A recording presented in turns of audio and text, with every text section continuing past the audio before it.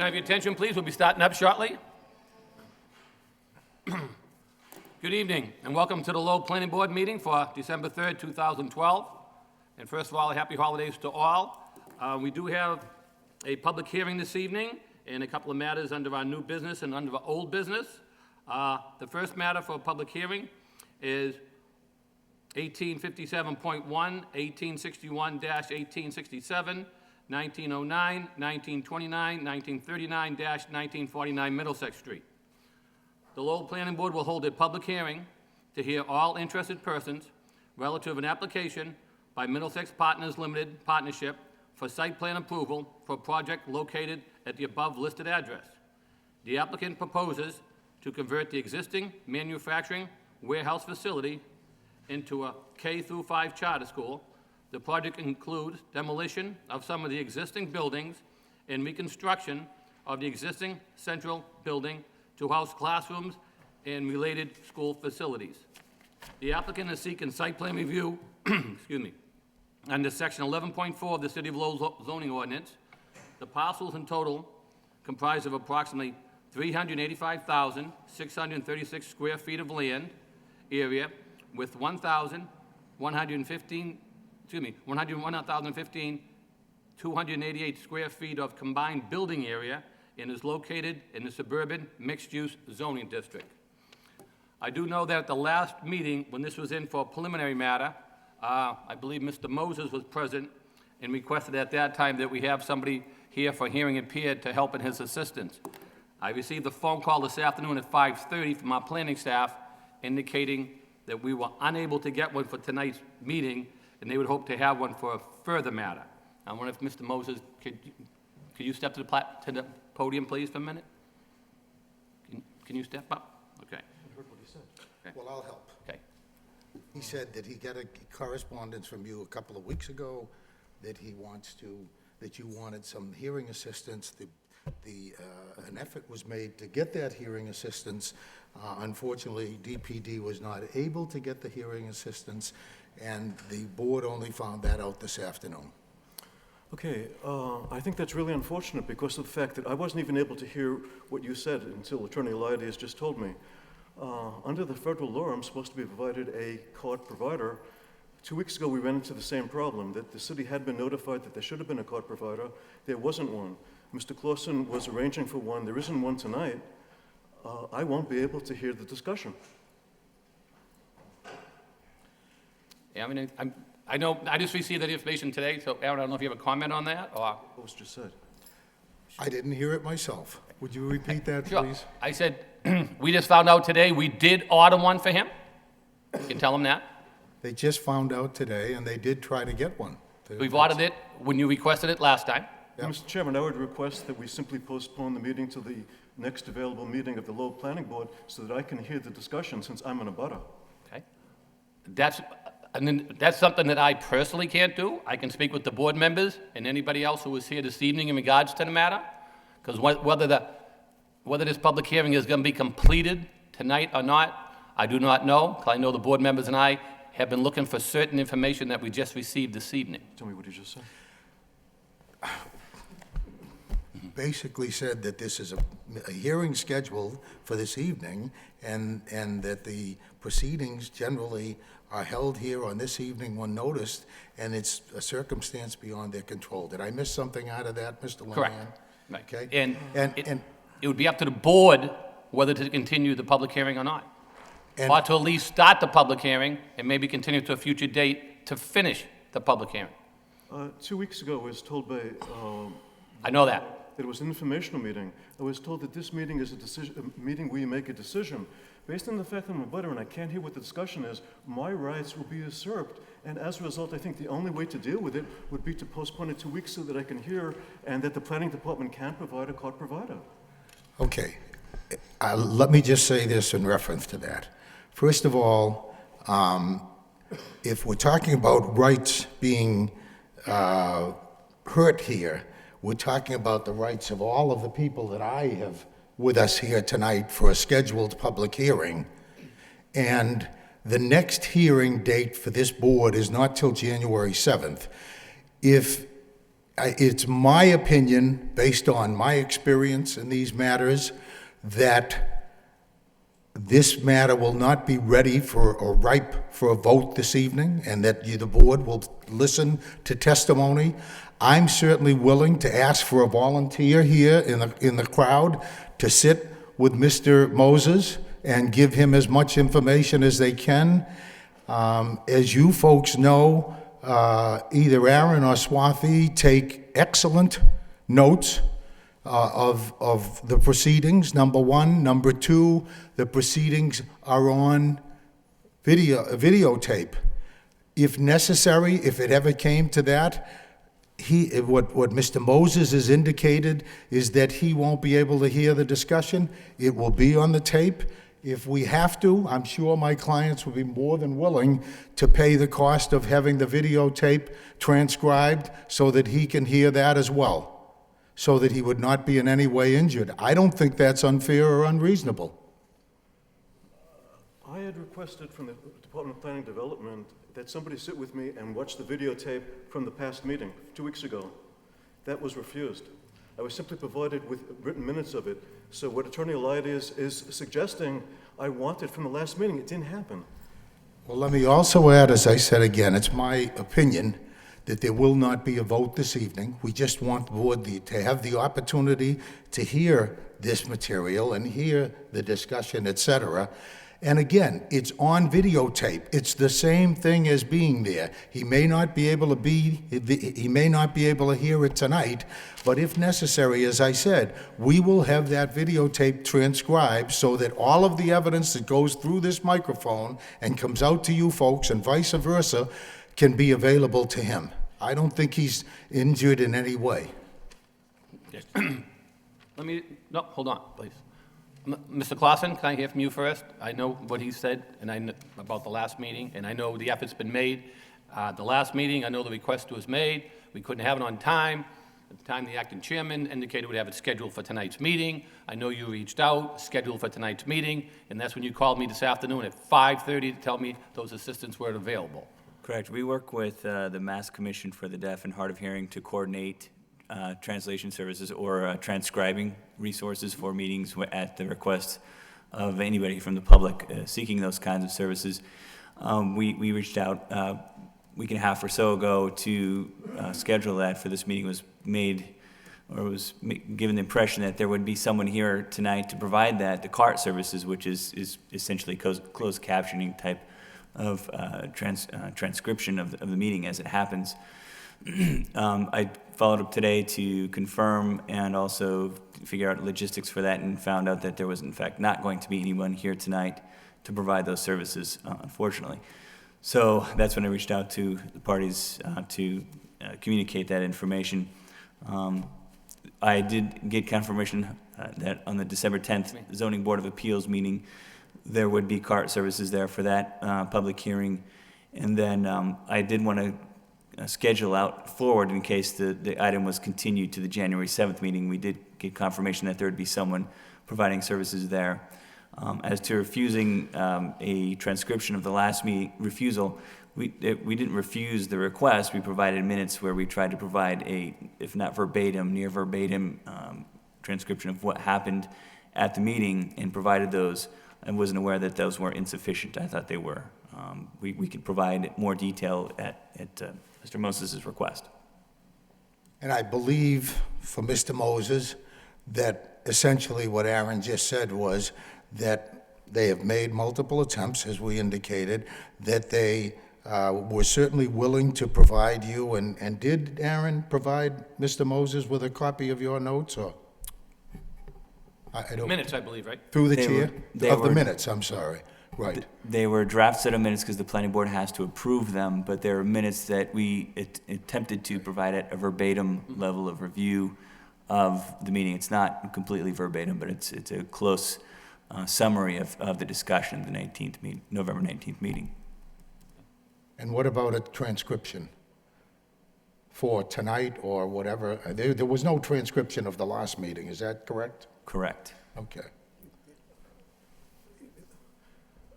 I think the problem with what was proposed is not that I won't eventually hear what goes on tonight, But tonight, a presentation will be made by the group that Attorney Leides represents, and then people will be able to speak on both sides of it. I will be speaking against it. I will not be able to react to that presentation because I won't know what is being said. Are you able to watch our meetings on TV Am I able to? Are you able to watch the meeting on TV? at I'm home? able to watch the meeting on TV, but I won't be able to hear anything.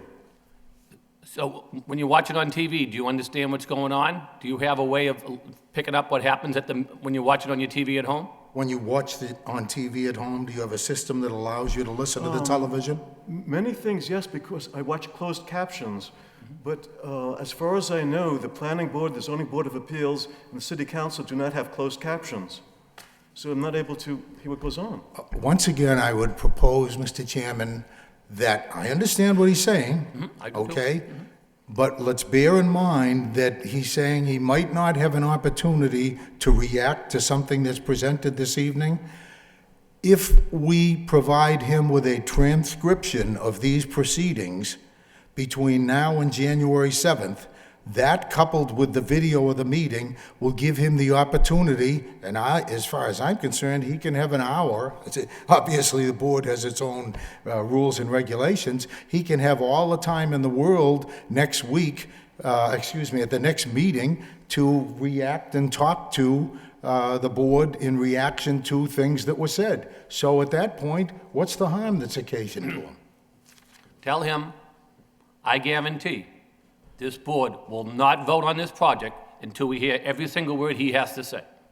Did you hear that? No. He said he guaranteed that the board will not vote on this project until you have the opportunity to say anything and everything you want to say to the board in reaction to any of the materials that you see I on here. appreciate that, and that'll be fine. I have one small question before we begin. The materials that were furnished did not include a traffic report. Will the school be presenting a traffic report tonight, or when will the school be presenting the traffic report that they indicated will be part of their presentation to your board? I can answer that. The preliminary report, and the traffic engineer is here tonight, got to my office and everybody else today. Unfortunately, there was a delay. I will guarantee you a copy of both the preliminary report and his final report.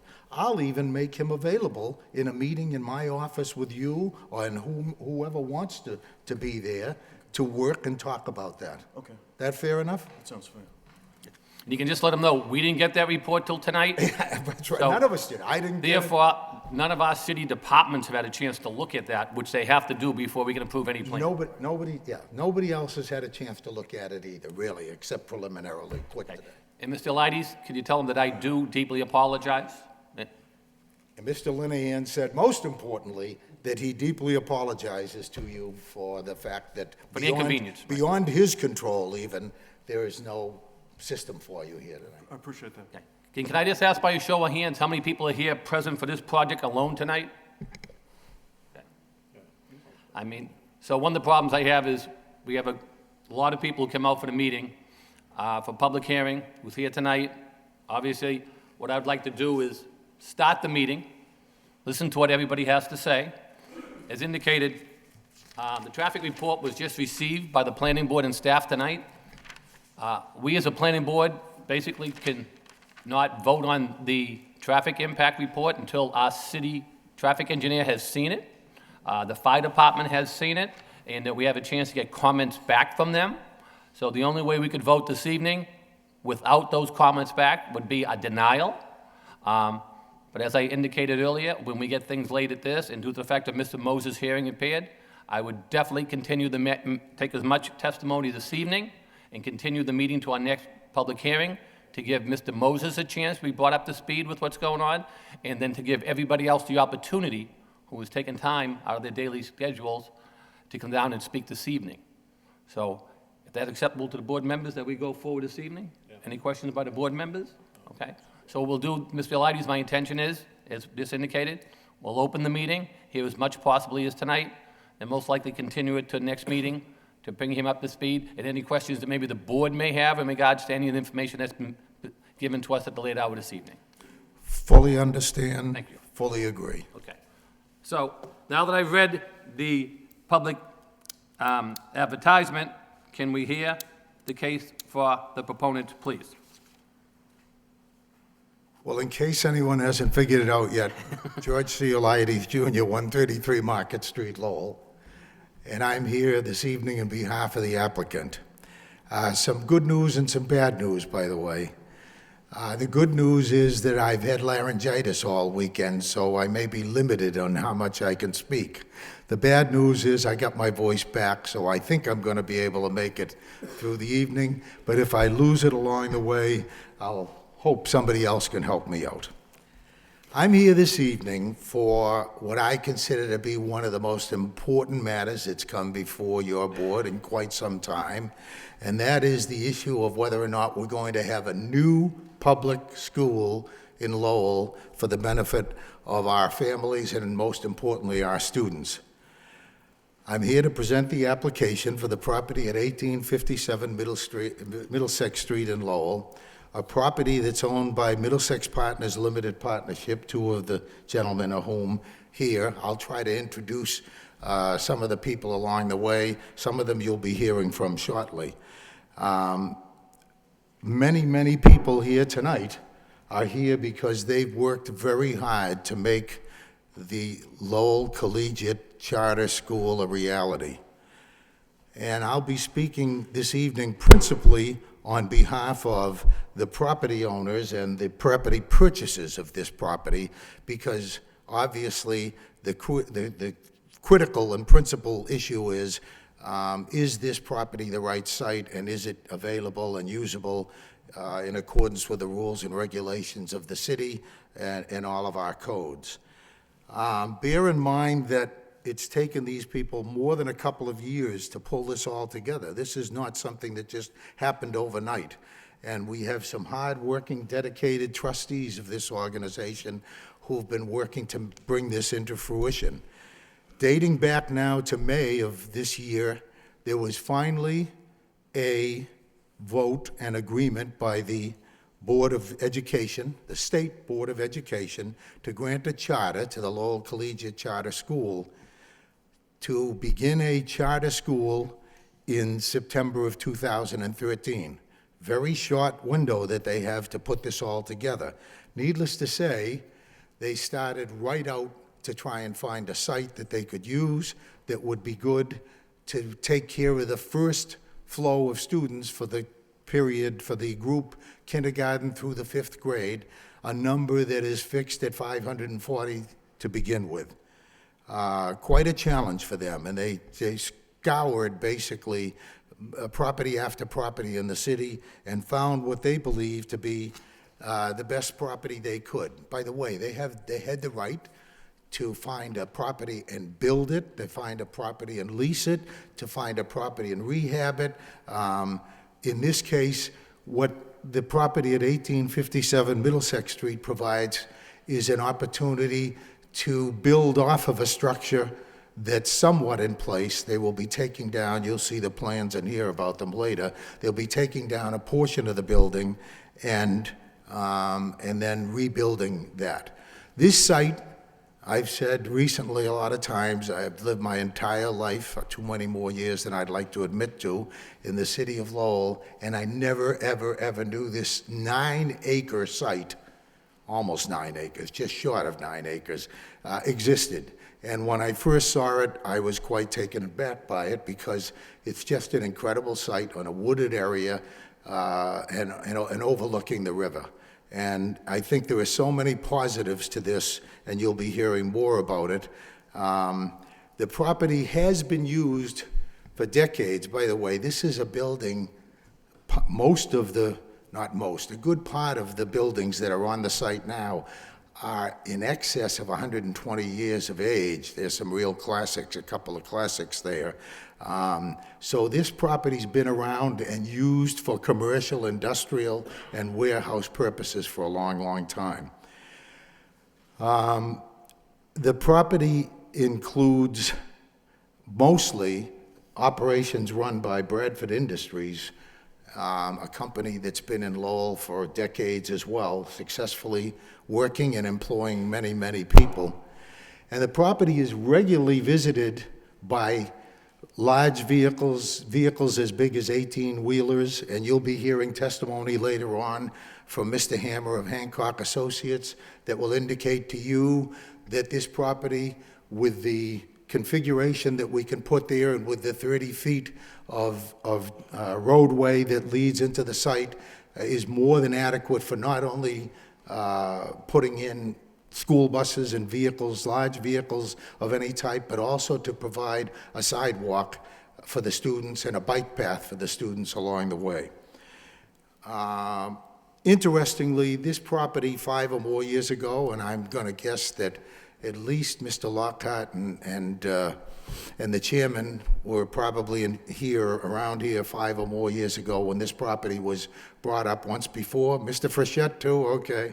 Mr. Boyle's the only one who missed it, I guess. When this property was brought up before for development, and at that time, it was proposed for 128 multiple bedroom units that also had 288 parking spaces included with it, and that was approved.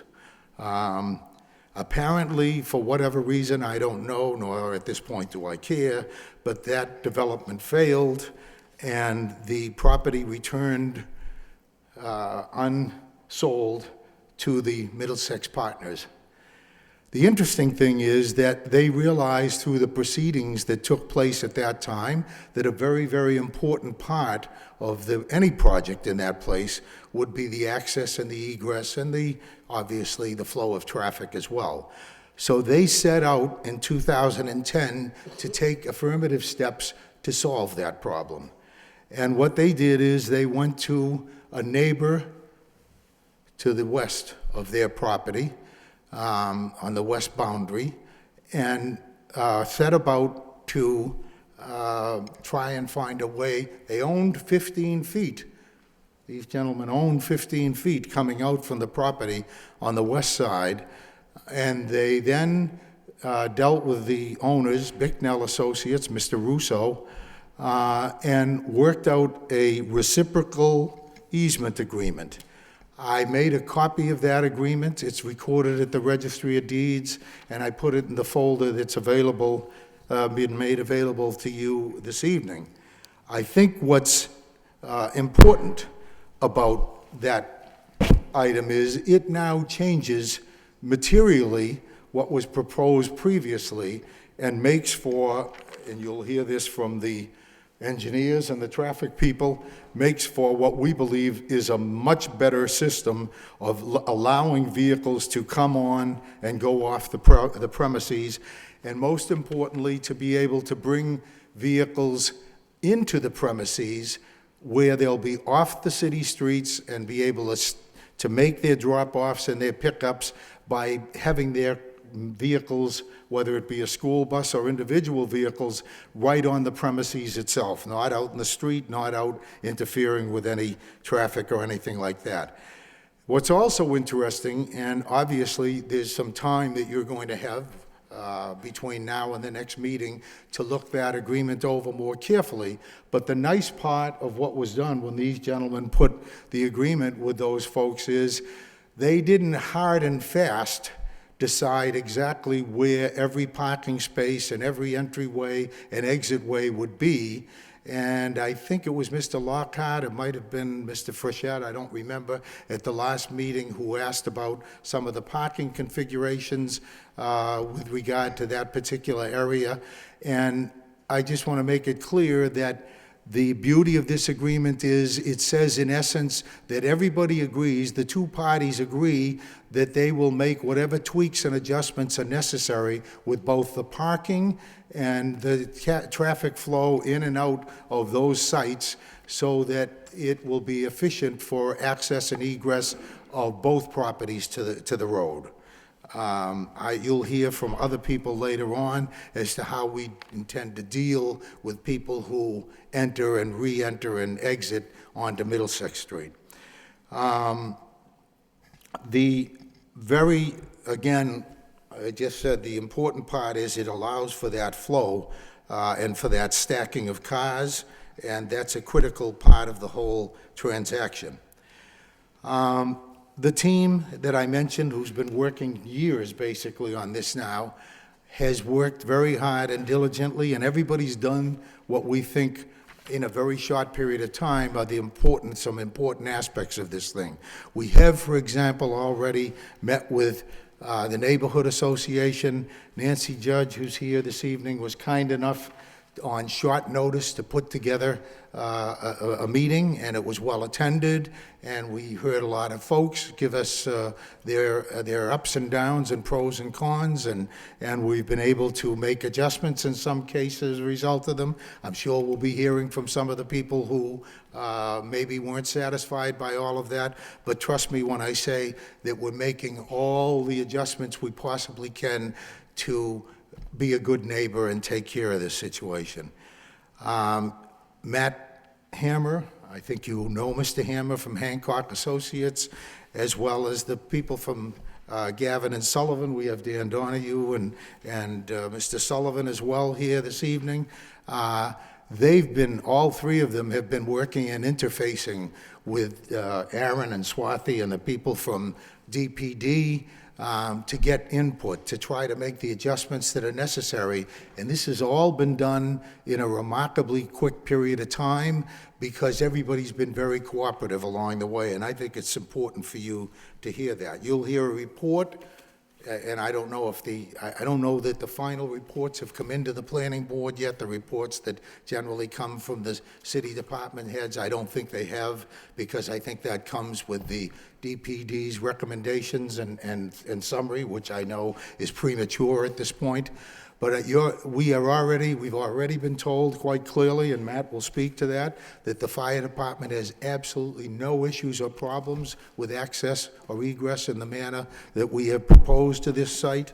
I think that the Gavin and Sullivan folks have put together just a fabulous plan. You're going to get to see, I should say, proposed building. You're going to get to see some of that.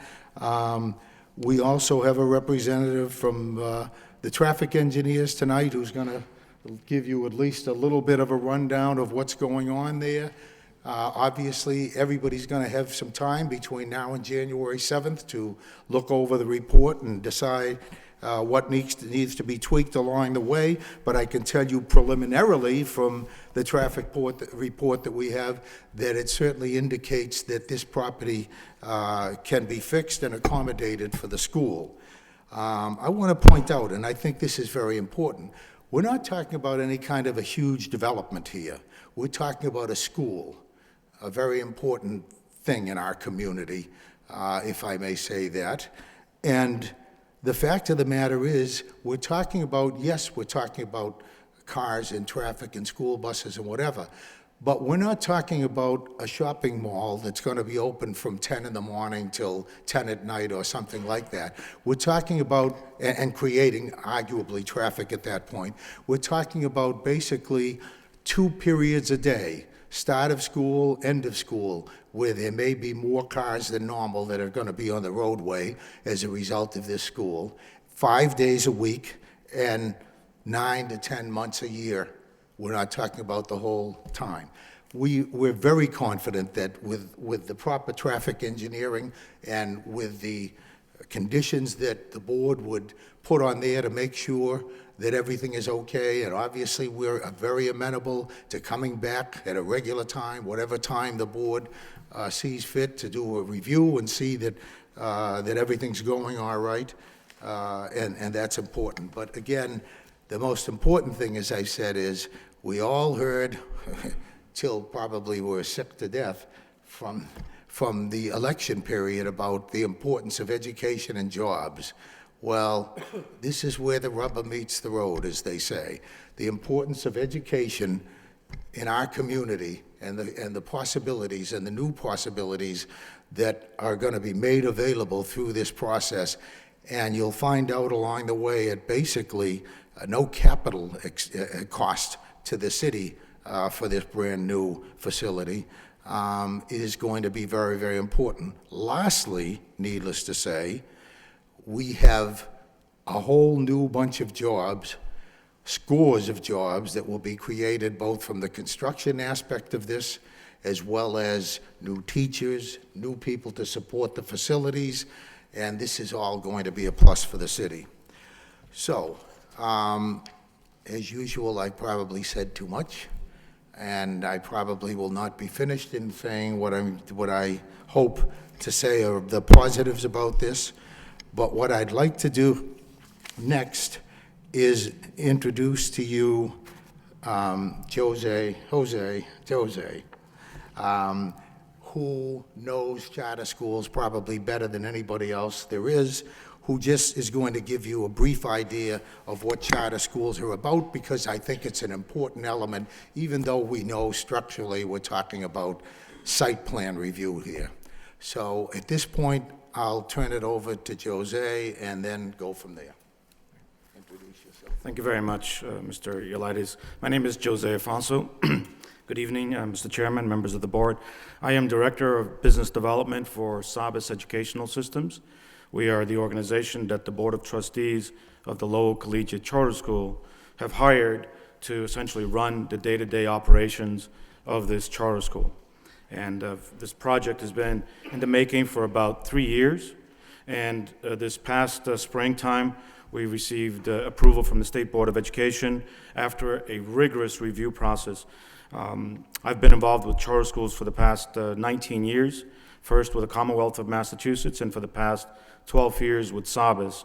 And my job is to essentially open up new charter schools around the country in communities where we can offer families an alternative to the traditional public schools.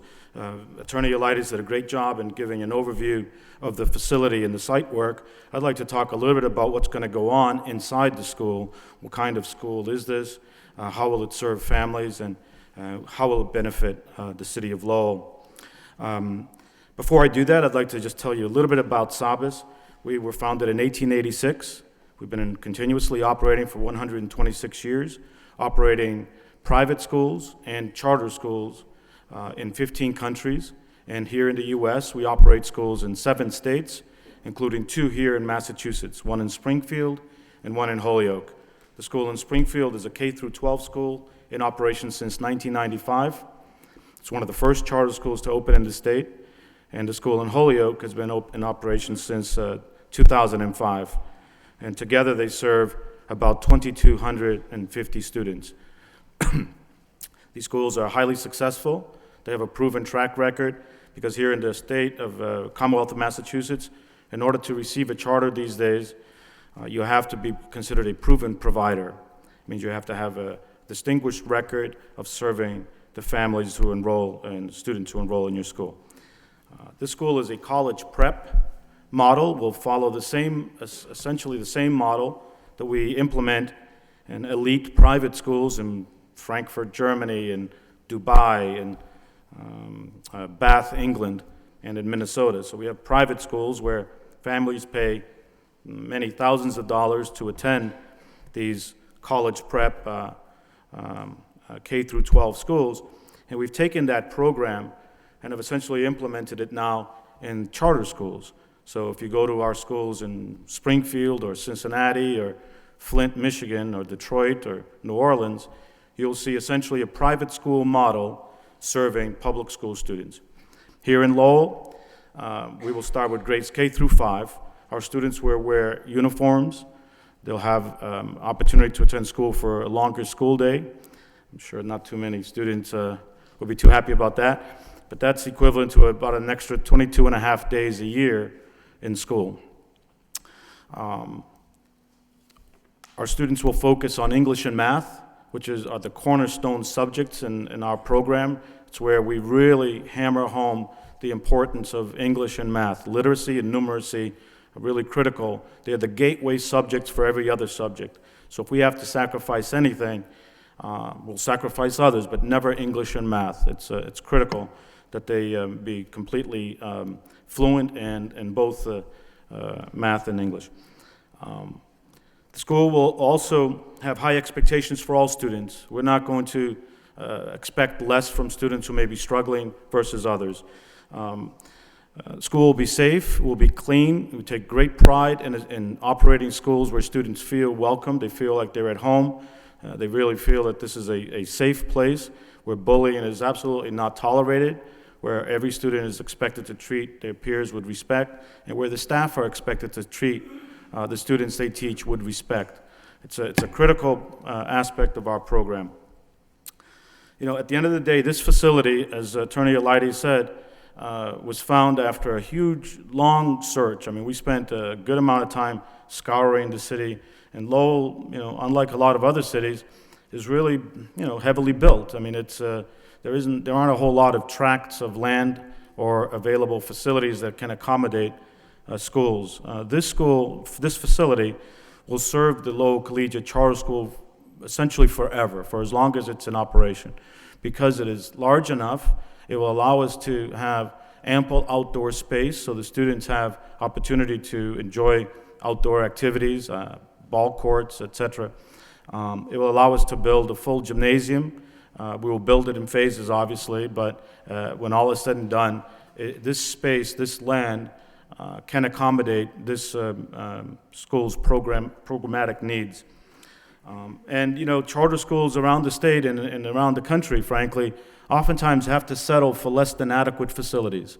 It's just the nature of, oftentimes facilities aren't funded by the authorizing entity, in this case, the State Board of Education.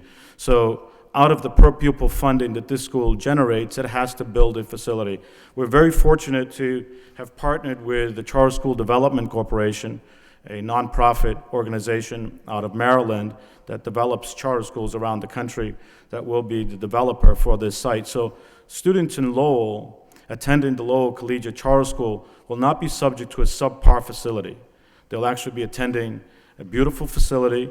We're transforming a building that currently, if you look at it, no offense to our friends at the Bradford Industries, but if you look at it, it's an old building. It's not exactly the prettiest building, but it's a beautiful opportunity here to beautify an area, to landscape this property. I think the neighbors will see that this is a wonderful addition to the community. In Springfield, Massachusetts, the former mayor, Mayor Markle, once went to Wall Street to meet with the rating agencies and was quoted in a newspaper saying that the existence of the Sabas School in Springfield helped the city's bond rating. This school will serve families that will probably opt to go elsewhere. They'll either move out of town, or families who may seek better alternatives, whether it's the private parochial schools or moving into other communities where the schools may offer them, you know, better opportunities. So this school will be great for Lowell. It'll be great for Lowell's families, and more importantly, great for Lowell's children. At one point, as we get to full capacity, we'll serve a little bit over 1,000 students in this city.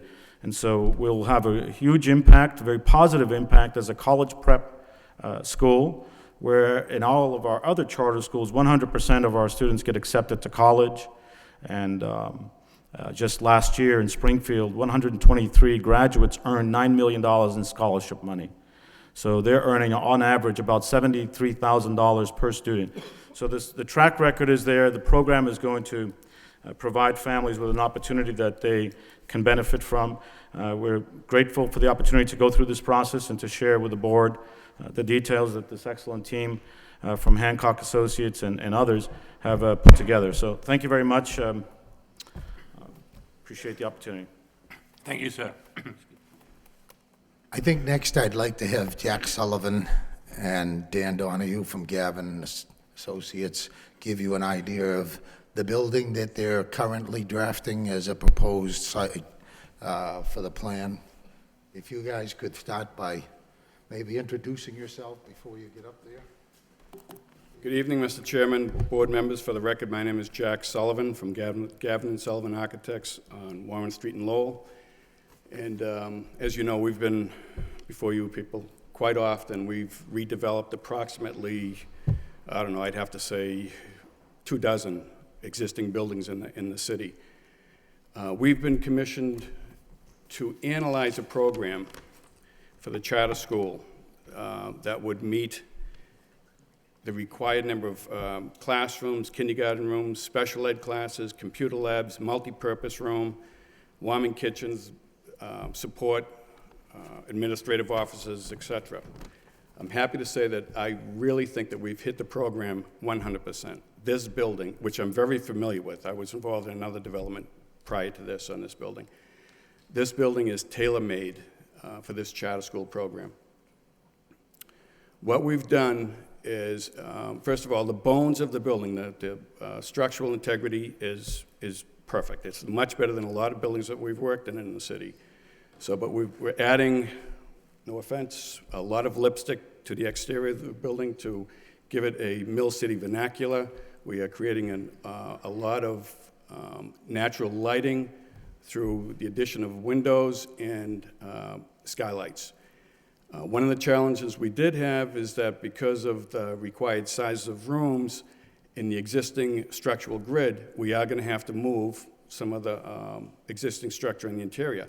But because of the height, it's easy to do that. So we're proposing a very large focal point at the entrance of the building, and the exterior is going to be a mixture of a veneer, because we are using the existing structure, which is brick and block, and the exterior veneer will be a brick with a stucco finish on it.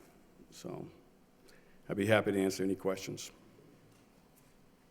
Thank you, sir.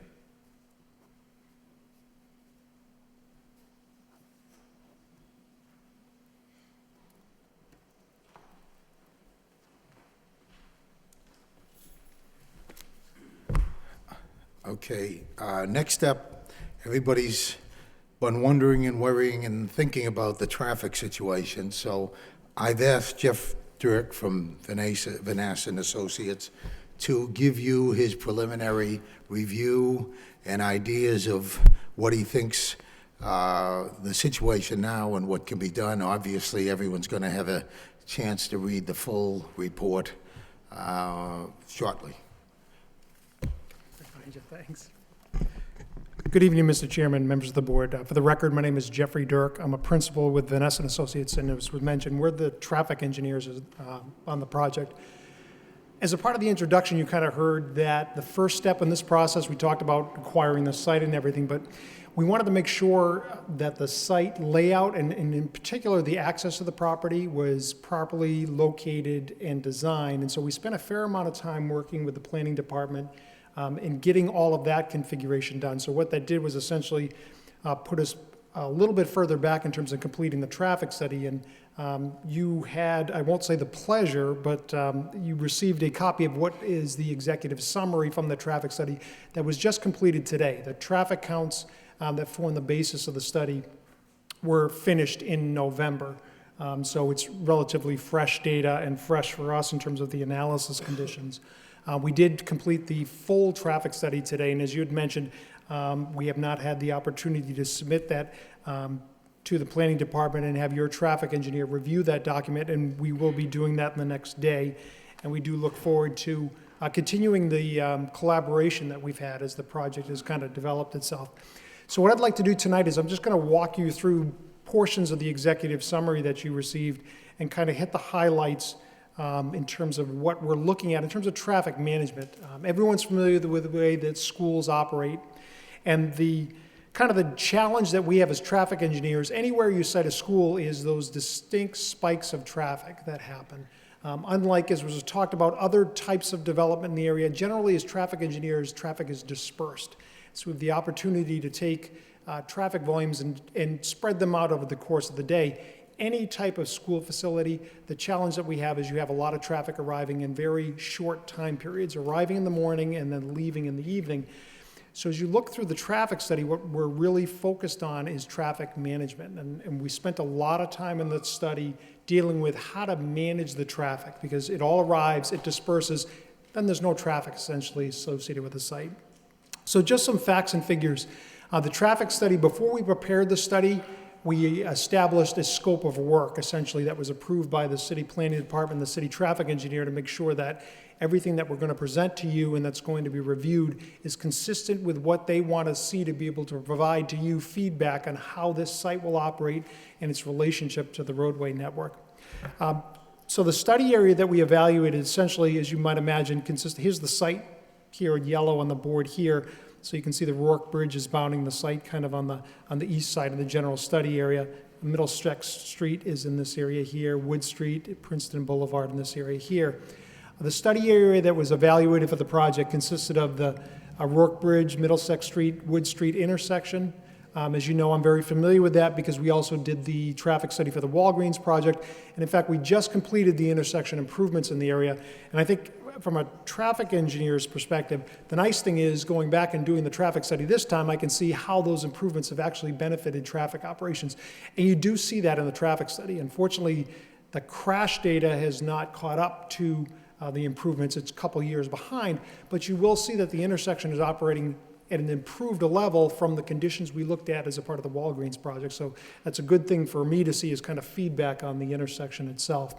So going from that intersection, heading westerly towards the site, the other intersections that we looked at is the Dingwell Street intersection with Middlesex Street, and then the Nelson Street intersection, and the two driveways that serve the apartment complex that are located in this area here. So those are essentially the study area that was scoped for the project itself. So as I mentioned, we just completed some traffic counts in the area. Again, facts and figures, this section of Middlesex Street accommodates about 12,000 vehicles per day, two-way traffic.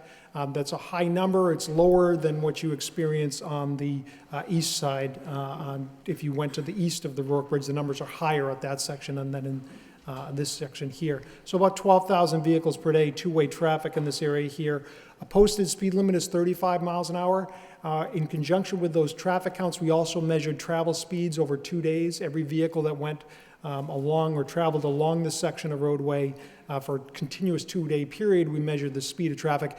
I'd be happy to report that it is the majority of the traffic travels at or below the posted speed limit. So that's a good metric, basically saying that the roadway itself is designed for the speed that people are actually driving in the area. In terms of motor vehicle crashes, probably no surprise, the most significant crash trends happened at the Rourke Bridge. As I mentioned, the data is dated.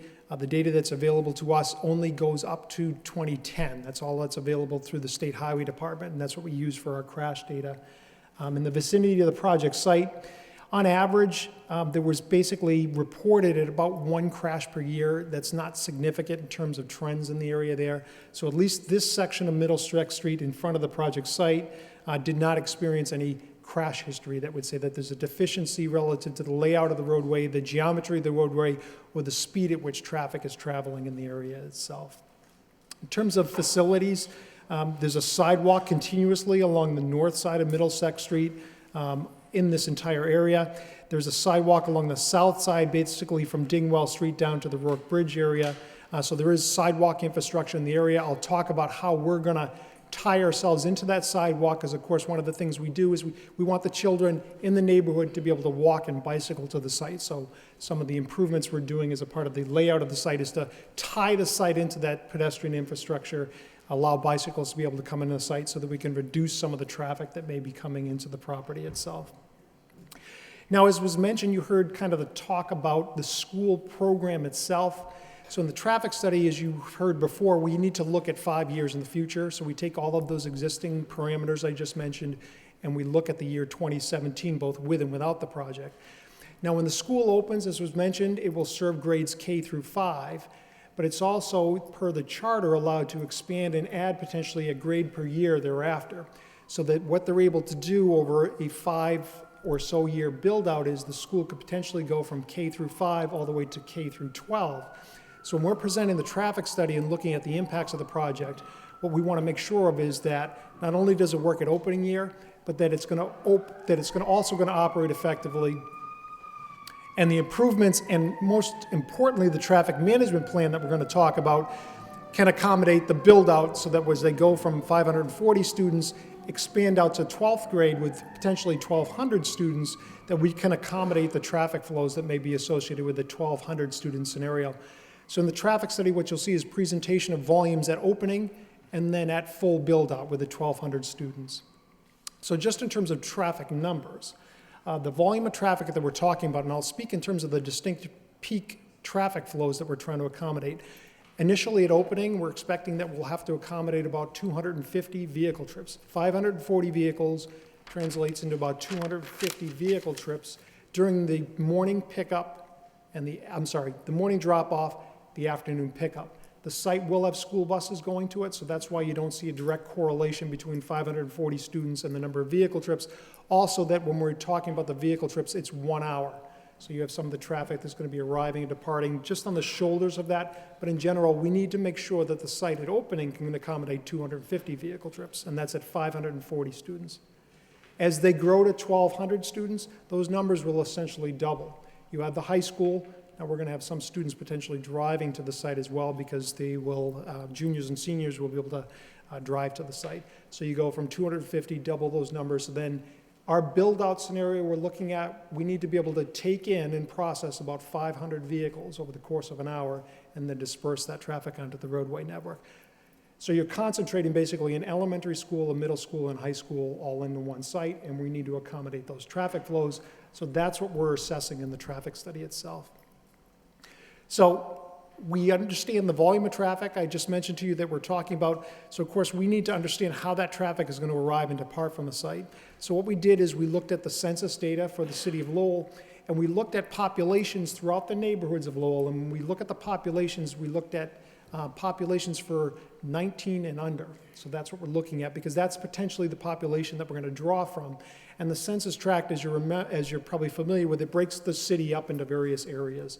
And so we can look at distinct areas of the city and what the populations are, and then from those distinct areas, we can figure out what is the quickest way to go, say, from the area to the north of the river to come over to the site. Obviously, they use the Rourke Bridge, and then we've got the areas to the east that have different travel routes. But in general, as we looked at all of that information, what it says to us is about 25% of the traffic will come from over the Rourke Bridge, based on the student populations or potential draw. About 35% of that traffic will come from Middlesex Street from the east, so it'll go through the intersection heading westbound to the site and, of course, back again. And then we have another 35% that will use Wood Street. For the purpose of the traffic study and to assess impacts, we did assume that some of the traffic that may be coming up from Wood Street might also use Dingwall Street. And we did that on purpose just to see what the possibility would be in terms of impacts if we had some of the traffic using Dingwall Street. What would it do to traffic delays? What would it do potentially for queuing? Our intent is to try to not have the traffic use the neighborhood streets, but they are available, and so we wanted to see what the impacts may be from the project.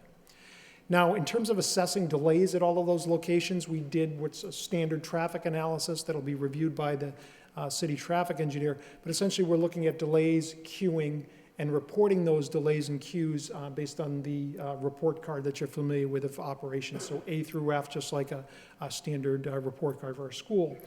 Now, as I mentioned, the Rourke Bridge intersection, it does have extended queues that are out there, but what we found in terms of flows is that with the improvements that have been recently done as a part of the Walgreens project, traffic generally flows better than it did before those improvements are in place. So we do see extended queuing, but the delays were down from what we had measured before. So in terms of those reporting of gradations, today it operates at about a level of service of C overall on the intersection. There are some approaches that are at capacity, but in general, traffic moves through the intersection better than what it had done before. At full build out of the charter school, so again, going from K to 12 with about 1,200 students and the traffic loading through that intersection, we expect it'll degrade slightly from a C to a D as the school kind of ramps up. Now, what's key is that's not all going to happen at once, that it's going to be gradual over a period of years. And when I talk about what we're structuring for mitigation of the project, what you'll see is an important piece of it is a traffic monitoring program. Because as the school grows, we want to be able to understand traffic patterns and volumes. And then if we do find, and one of the things we view it as an opportunity, is if we do find that there are some issues at specific intersections, it allows us to develop a solution and then implement that solution before you start adding additional grades to the school. So again, that's laid out in the mitigation program for the project. The other intersections proximate to the site, with the additional traffic from the project, we didn't show that it will have a significant impact. And the reason for that is that one of the commitments and one of the keys, really, to having the school function efficiently is the traffic management plan. So what's a central piece of the traffic management plan is that during the morning drop-off and the afternoon pickups, one of the elements is that there will be police detail officers both at the entrance to the property and at the exit of the property. That's important because that's the only way that we can essentially bring the traffic into the site and then bring the traffic out of the site in an efficient manner and not impede the flow of traffic along Middlesex Street. So that's something that needs to be a part of this project and has been committed to. So in terms of the infrastructure and the improvements that we're talking about, and I'll just kind of walk you through the site and the way that we have structured the morning pickup, the morning drop-off to happen, and then the afternoon pickup will happen essentially in the same manner. So these are the two access points into the property. This is the existing driveway that serves the building today. It's going to be converted to a one-way entrance to the site. So this driveway will be widened to about 16 feet in width. As Matt had mentioned, or the attorney had mentioned, there'll be a sidewalk along one side of the driveway that will extend from Middlesex Street all the way up to the building itself. Within that 16 feet, we're also providing a bicycle lane, so that we'll be able to have, again, pedestrian connection to the building from Middlesex Street. There'll be the ability to bicycle into the site as well, and we have bicycle storage area, lockers, and bicycle racks in this area here for children that may bicycle to the site. So when traffic enters the site here, there'll be a police detail officer to bring that traffic into the property. It's a one-way entrance, and you can see what's very striking is, and it's basically an opportunity for us in terms of developing this pickup and drop-off management plan, is it's a very long driveway. So we can queue a significant stack a significant number of vehicles along this driveway, pull it off of Middlesex Street. So that's going to help with the traffic management. It'll help with the way the detail officer operates that intersection, because essentially you can bring a large volume of traffic into the site before you even get to a point where it gets back to Middlesex Street. Within the property itself, you see angled parking along this side of the driveway. It's in the direction, as you might imagine, of the one-way traffic flow.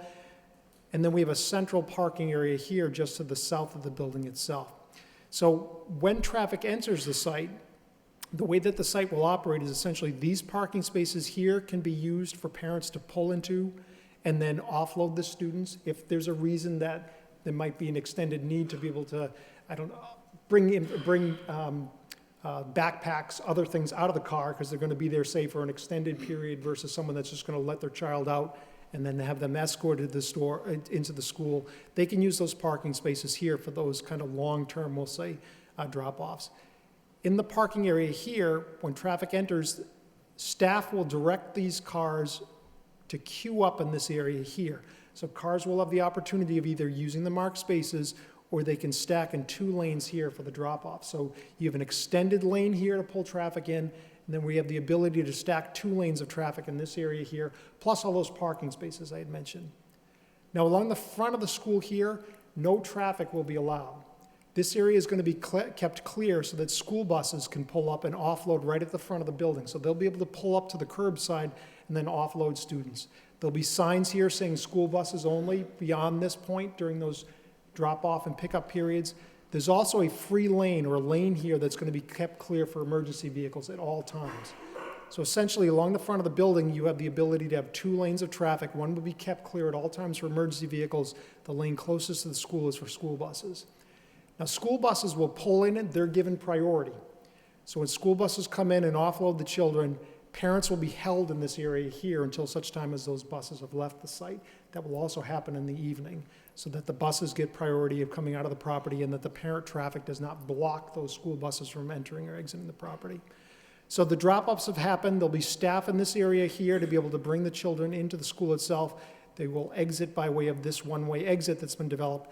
Same design condition as the entrance, 16 feet wide, sidewalk along one side so that we have the same conditions, and then bicycles also accommodated along that roadway itself. Now, in terms of traffic management in the school itself, what they've agreed to is a staggered pickup and drop-off time. So what's going to end up happening is that within the school itself, we'll take the dismissal period as in particular.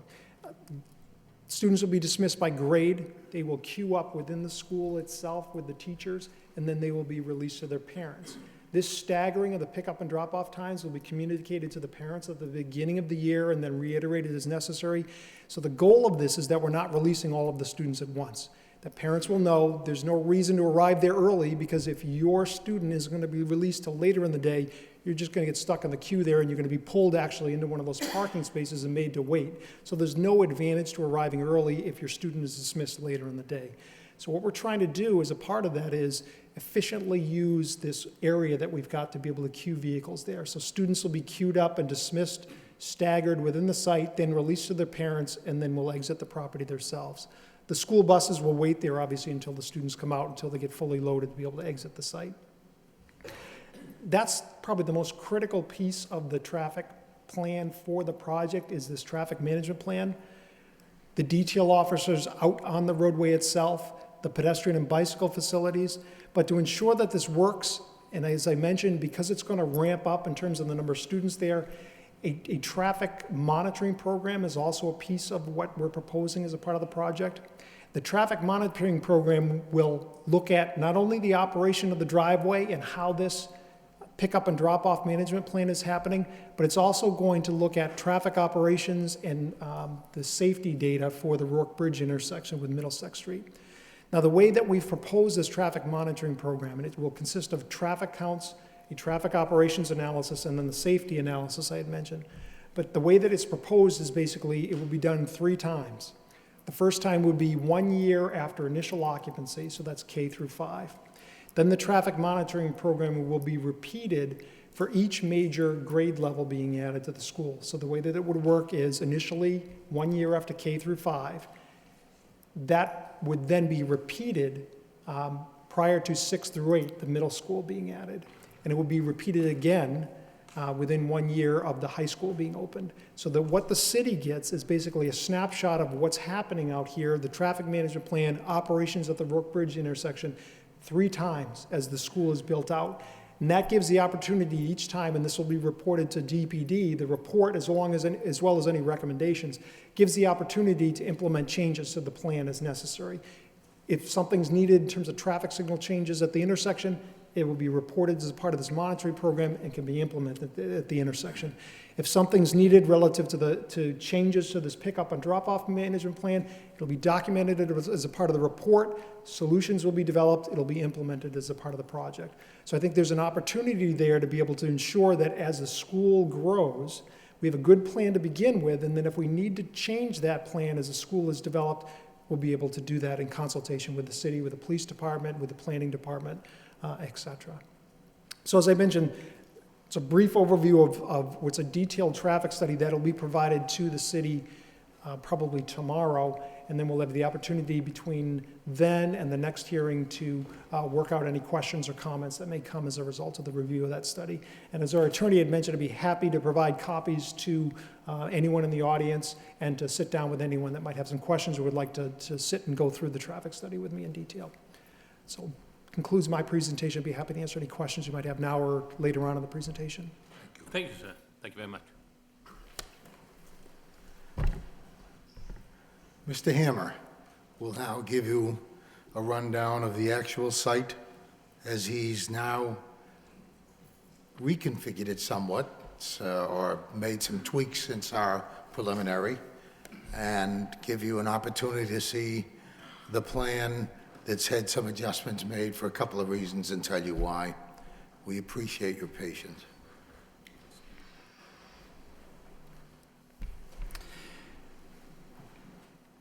Good evening, members of the board. For the record, my name's Matt Hammer. I'm with Hancock Associates. We're the design consultants and surveyors for this project.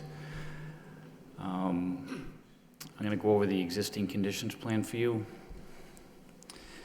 Here is the Merrimack River to the north, and you've been fully informed about the entrance here, which is a 30-foot right-of-way, currently access with 24 feet of pavement at this time. This white area right here is the paved surface within the property, and then there's also a gate here with a paved roadway that comes out to Middlesex Street, which is is right now within a 25-foot right-of-way. This area right here is an isolated wetland right here. And shown in orange here is the extent of the existing industrial building on the property. There's also a railroad track that extends adjacent to the property here to the north. The drainage for the site, in essence, takes all this drainage from this upland portion here along Middlesex Street and drains towards this isolated land subject to flooding area wetland, which is located right here. The remainder of the site drains in this fashion here, drains a little bit off into this direction. This section in here sheds in this direction over here. The green area here is the existed wooded portion of the property here, here, and over in here. There's a small wooded section on the northern side of the building between the back of the building and the railroad tracks. The proposed project is gonna, like Mr. Dirk described, come in this fashion here. We're showing a proposed parking area here, which is going to be porous construction in terms of the pavement material. So we're going to try to evenly spread out the groundwater recharge for this project through the use of some green technologies that can provide direct infiltration to the ground in a more uniform fashion. And we're doing that in the parking areas, which will be located here and along here. This portion here will be paved, the entire section. What we're doing is renovating this existing building. So we're going to keep this section right here, and we're going to take off the westerly wing of the building and the easterly wing of the building, so that all will remain is this shape here, which is going to be the proposed building renovation within the existing part of the building. There's a little square here, which is shown right here, which will also be removed as well. I should also note that there's a loading bay on the rear of the entire building, and you'll see in the architect drawings how we're going to be utilizing that loading bay for a means of egress to the rear of the building. So it lends itself for evacuating the students in any manner in case of emergency to the easterly or the westerly direction. There's also going to be a proposed recreation field here, as well as a fire lane located here, a playground area that'll be a construction type playground for the kindergarten folks and first graders and whatnot located in this area. There's going to be a loading bay here that'll have access to a ramp system through this door here. So we'll be able to load and unload to this building either on the easterly side or this side here to facilitate any means of getting in and out of the building for loading and unloading, as well as the entrance as well. When this portion of the building is removed in this location, as well as this location here, that's all going to be, the site will be restored and loamed and seeded. There's an existing sewer line that's here. It's an 8-inch sewer line. We'll be utilizing that 8-inch sewer line for the flows that are there now, and probably updating and providing a new sewer force main system to tie into the existing 30-inch sewer main that extends from Chelmsford into Lowell. We've met with the engineering department in that regard, and we're working out some of those details as we speak. Right now, there's, in terms of water, there's a full looped water system that runs through here. I've met with the fire chief out on the site. There's 3 existing fire hydrants that are located on the property here. There's also a fire hydrant over in this area here, and there's a fire hydrant over in this area here of the building. Speaking with the fire chief, we're going to be abandoning these hydrants, leaving the 3 hydrants that are here, and putting in all the necessary quick connections on the building itself that would be provided through a fire protection engineer to accommodate any of the connections needed for the fire suppression system. We have also provided drainage plans, which I can go over in detail if you like, which has some swale systems that head in this direction towards this isolated wetland area, as well as our porous pavement drainage designs, and so on and so forth related to the drainage. I would like to say that we have filed with the Zoning Board of Appeals as well. We're meeting with them next Monday to go over the site with them due to the 15 feet of frontage that's along Middlesex, which is located here. And we've also filed with the Conservation Commission in terms of doing work that affects this isolated wetland area. And I can answer any questions that you may have regarding the site.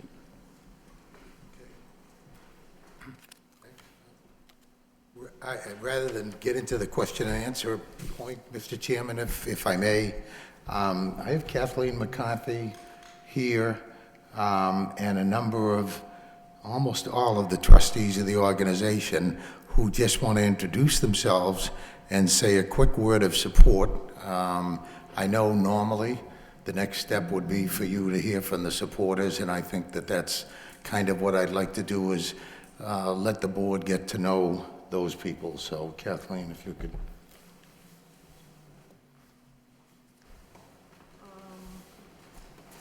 Could the board members please come up with me?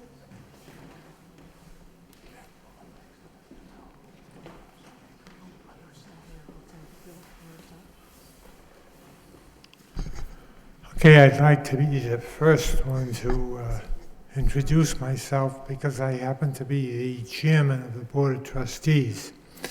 My name is William Merrill. I live in the Pawtucketville area of Lowell.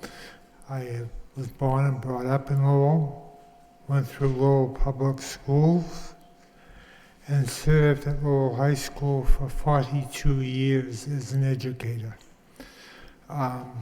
One of the things I've experienced during that 42 years is a vast change in what happens in schools today.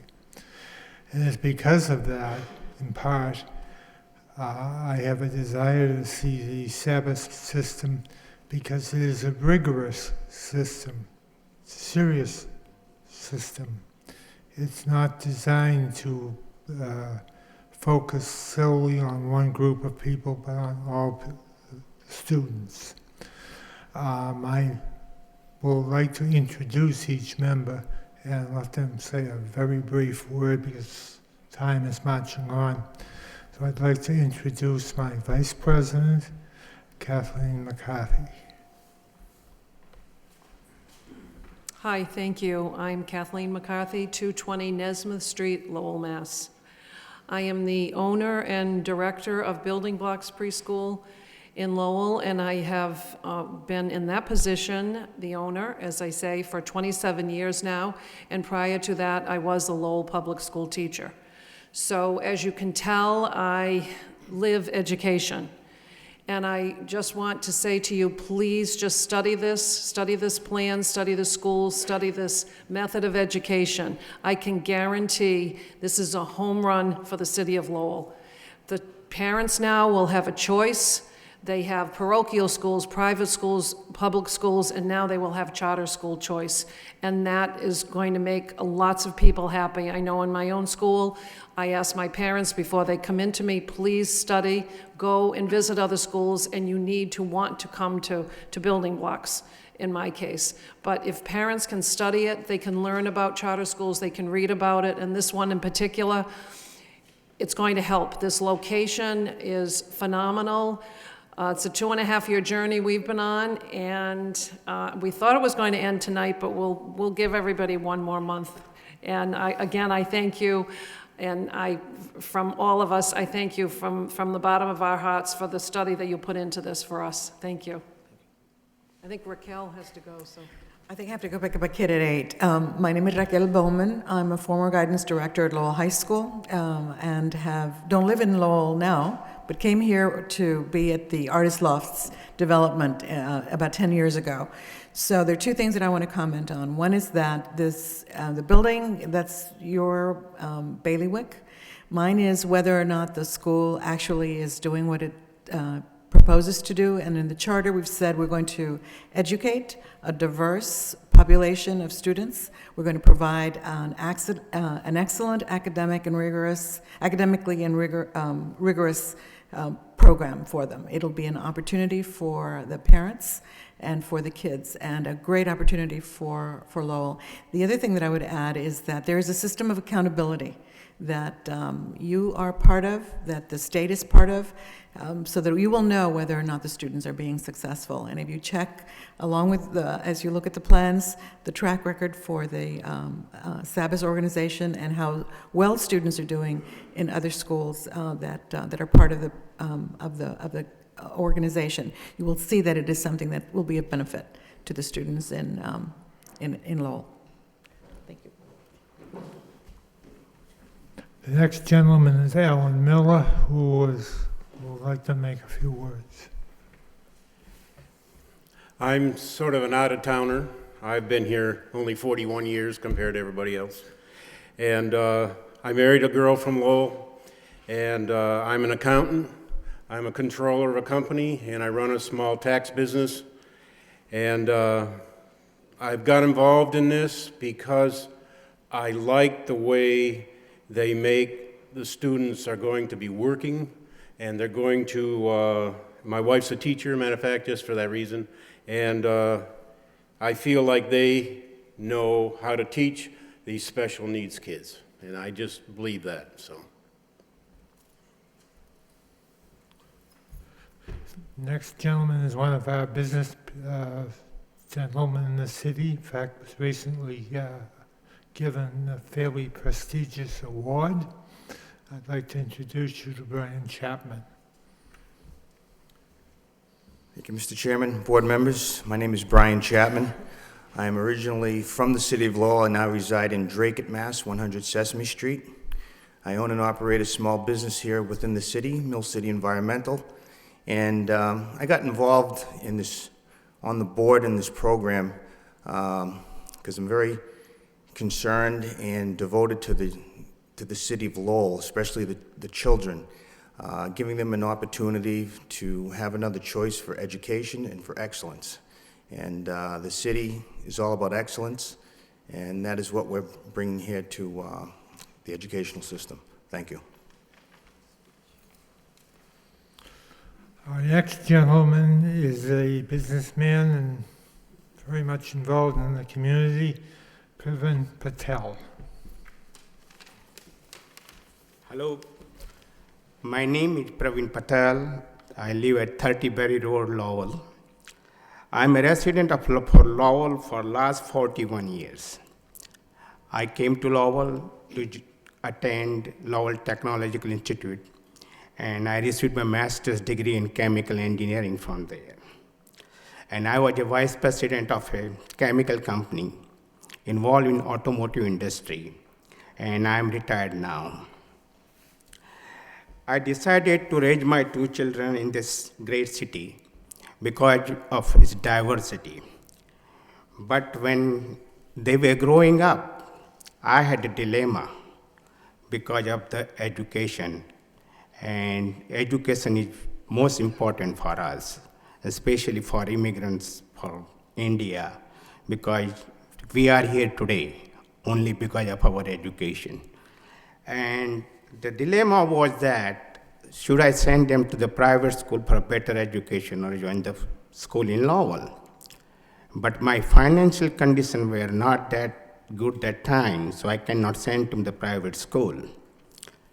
But I myself was an educated person, so I put a lot of effort in their education, and they have done very good. And they have very successful career now. But that kind of choice is not for every parent, because there are a lot of parents in the city who doesn't have educational background or language backgrounds.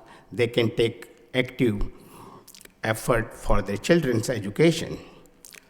This school is going to be a pioneer in math and science education. And that today, most of the children of the city or inner city lacking. And in global environment today, education is the most important thing if you want to compete all over the world. And Service International had a proven track record. And this school will be very good for the city of Lowell and for the children of Lowell. Therefore, for the sake of the children of Lowell, we should be approved. And I request you approve our appeal, please. Thank you. Our next speaker is one of our own city councilors. I don't think we need a great introduction. President Noon, one of our present city councilors. Thank you, Bill. Good evening, Mr. Chairman and member of the board. My name is President Noon. I live in 10 Gibson Road, Lowell, Mass. I joined the board as one of the co-founders because I do care about education for our children. The last few years, I have spoke to many of Asian parents, and we met with them, and we talk about education. And one of the things that they want most is a choice in education for their children. And Sabas, the new charter school that we have, that proposed to you, is the one that they want for their children, so that they have a choice in education for excellence. So I know tonight you're not going to be voting on it, but I'll come back and at that time we'll urge that Mr. Chairman and member of the board to approve the request. Thank you. Our last presenter is a gentleman who's been a principal for a number of years. He's very experienced in running schools. I'd like to introduce you to Mr. Walter McGrail. Good evening, Mr. Chairman, planning board members. My name is Walter McGrail. I live at 137 Belmont Ave in Lowell.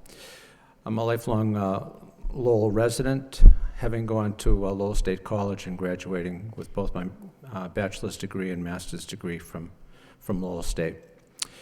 When I was in Lowell State as an undergrad, going through method classes, it was repeatedly stated that there's no one best way to teach reading.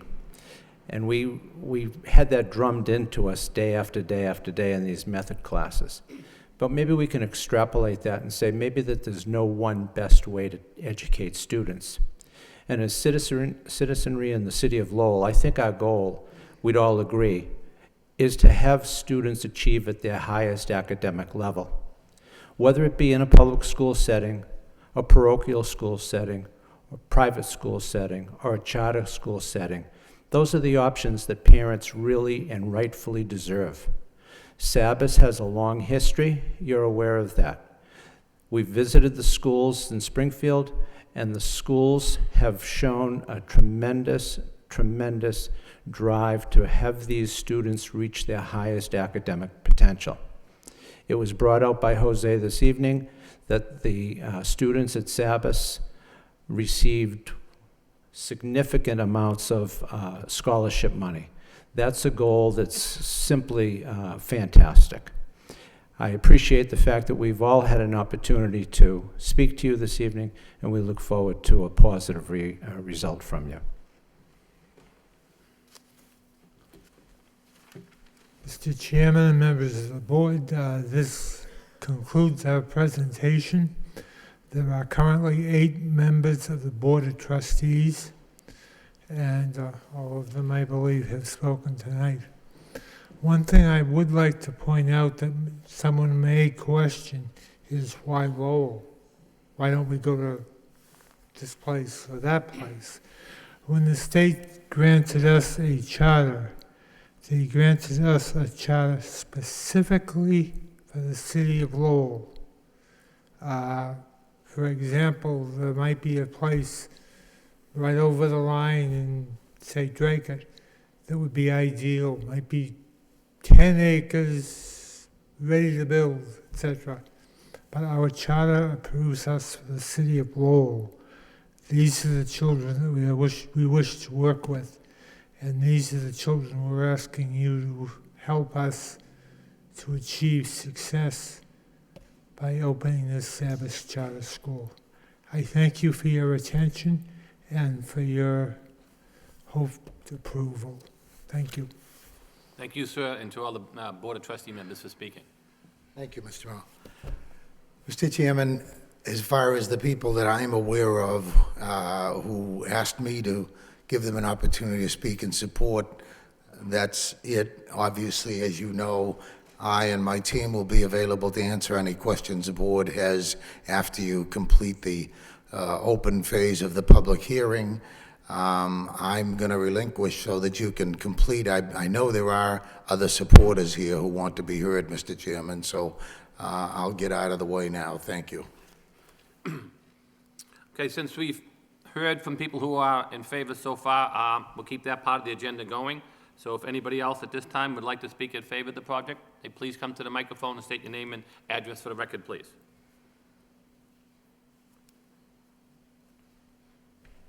Good evening. My name is Peter Weiss. I'm CEO of Bradford Industries. To the left is Dick Satin, president of Bradford Industries. We're also the owners of Middlesex Partners. Nothing I'm going to say is very much different than what you've heard, but I'd like to say it anyway. But the biggest difference is that the charter school would like to move into our property, and we'd like to move out. It's time for us to consolidate in another area. We've been in Lowell over 40 years. I've been coming to Lowell probably for 46 years, although I don't live in Lowell. I live in Boston. Getting back to the school part, you know, one of the few things that our presidential candidates agreed on during this last wonderful campaign we had was education. And it seems to me that they both agreed that education is a very important part of America's future. I heard the other day that in math, the United States ranks 32nd in the world as far as the students are concerned. It's interesting, I live near MIT. I walk by there sometimes, and it just amazes me the amount of foreign students we have at MIT, one of our finest universities. It seems to me that it's really time that we let the charter school come in and do what they can to increase our education facilities. We are going to move out, hopefully. We're not going to lose any jobs. We're going to keep all our employees that are working at Middlesex Street now. As you know, we have a facility at Rogers Street which manufactures our product, which goes into automotive and many other industries. This facility that's going to be built is going to create jobs, and hopefully we'll also be moving into an area where that's not being used now, a warehouse that we're going to have to find somewhere in Lowell when we intend to remain in Lowell, and continue our business, which we've run here for over 40 years, and hopefully run for another 40, possibly without either of us, but with our people who will run it for us. So I kind of thank you for your time. I just look at my quick notes and see if I forgot anything here, but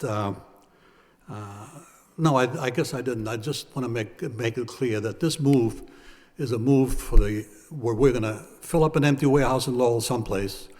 We're going to leave this warehouse hopefully for a charter school when there's going to be no employee loss by anybody. As a matter of fact, there'll be an employee gain. There'll be people employed in building this charter school. And all in all, I think it's a terrific project, so thank you for your time. Thank you, sir. Anyone else like to speak in favor? Yes, sir. Cut the microphone and state your name, please, and address for the record. Good evening, everyone. My name is Sam Cavallo, 94 Gershom Avenue, Lowell. I've been in this lovely city for 27 years, and I'm going to make 2 points, so make sure you guys catch the game. I was a little child in Brazil, and I was raised in a place the kids don't go to school just to learn. They go most to eat. That's the part I was raised. And my daddy said, when I was 5 years old, he said, Sam, when you grow up a little bit, I'm gonna take you to the airport to show you the airplane. He was telling me, we're never gonna fly. Lord, give me the opportunity to come over here, have my dad and my mom here for a few years, and I was able to put my kids in private school. But my kids, at this point, they're not able to put kids in private school anymore. I drive every day 20 minutes to drop my daughter in Fellowship Christian Academy in Methuen. My kids was in a CCA right here on Stevens Street. So that charter school is gonna attend so many kids in the Brazilian community, the Indian community, the Cambodian community, and the American kids also who choose to go to that school. So we really ask you guys to look that carefully because so many people could be blessed by that school. And I'm so grateful to the United States to have me and my family here. Thank you. Thank you, sir. Anyone else like to speak in favor?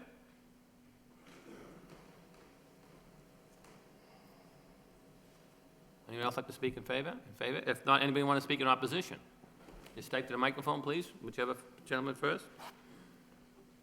Your name and address for the record, please. Yes, my name is Michael Hayden. I live at 25 Hadley Street, Lowell, Mass. I've been a lifelong resident of the city of Lowell. I first want to say that I am not against the charter school. I think it's a great idea. But one thing I haven't heard here tonight from anybody, what about us in the neighborhood? I live smack in the middle of this Middlesex Street area. We cannot, and I mean cannot, get out of our driveways or our streets between 7 and 9 and 3 and 7. It's atrocious. And they talked about Walgreens and the improvements. Well, since that improvement road was open, I've seen 4 accidents. So I don't know how much of an improvement it is. But we are being burdened all the time with this traffic. We have 2 ambulance companies, Trinity and Pride Star, that have to come down and get over that Rourke Bridge. Somebody made a suggestion at one of the meetings, it's simple, build a new bridge. We all know I'm not gonna see that in my lifetime. That temporary bridge will be temporary for another 50 years. As far as the traffic study goes, in all due respect, unless you hire Ray Charles, you're not gonna get anybody that can honestly say that that intersection and those roads aren't overburdened. We need a break. The charter school's a great idea, but give the people of Middlesex Village a break. We can't handle it anymore. We might as well just put up a big fence and lock us in. I'd like to see the charter school, but not in this area. We took Walgreens, we took a lot of stuff, we can't take this. Thank you. Thank you, sir.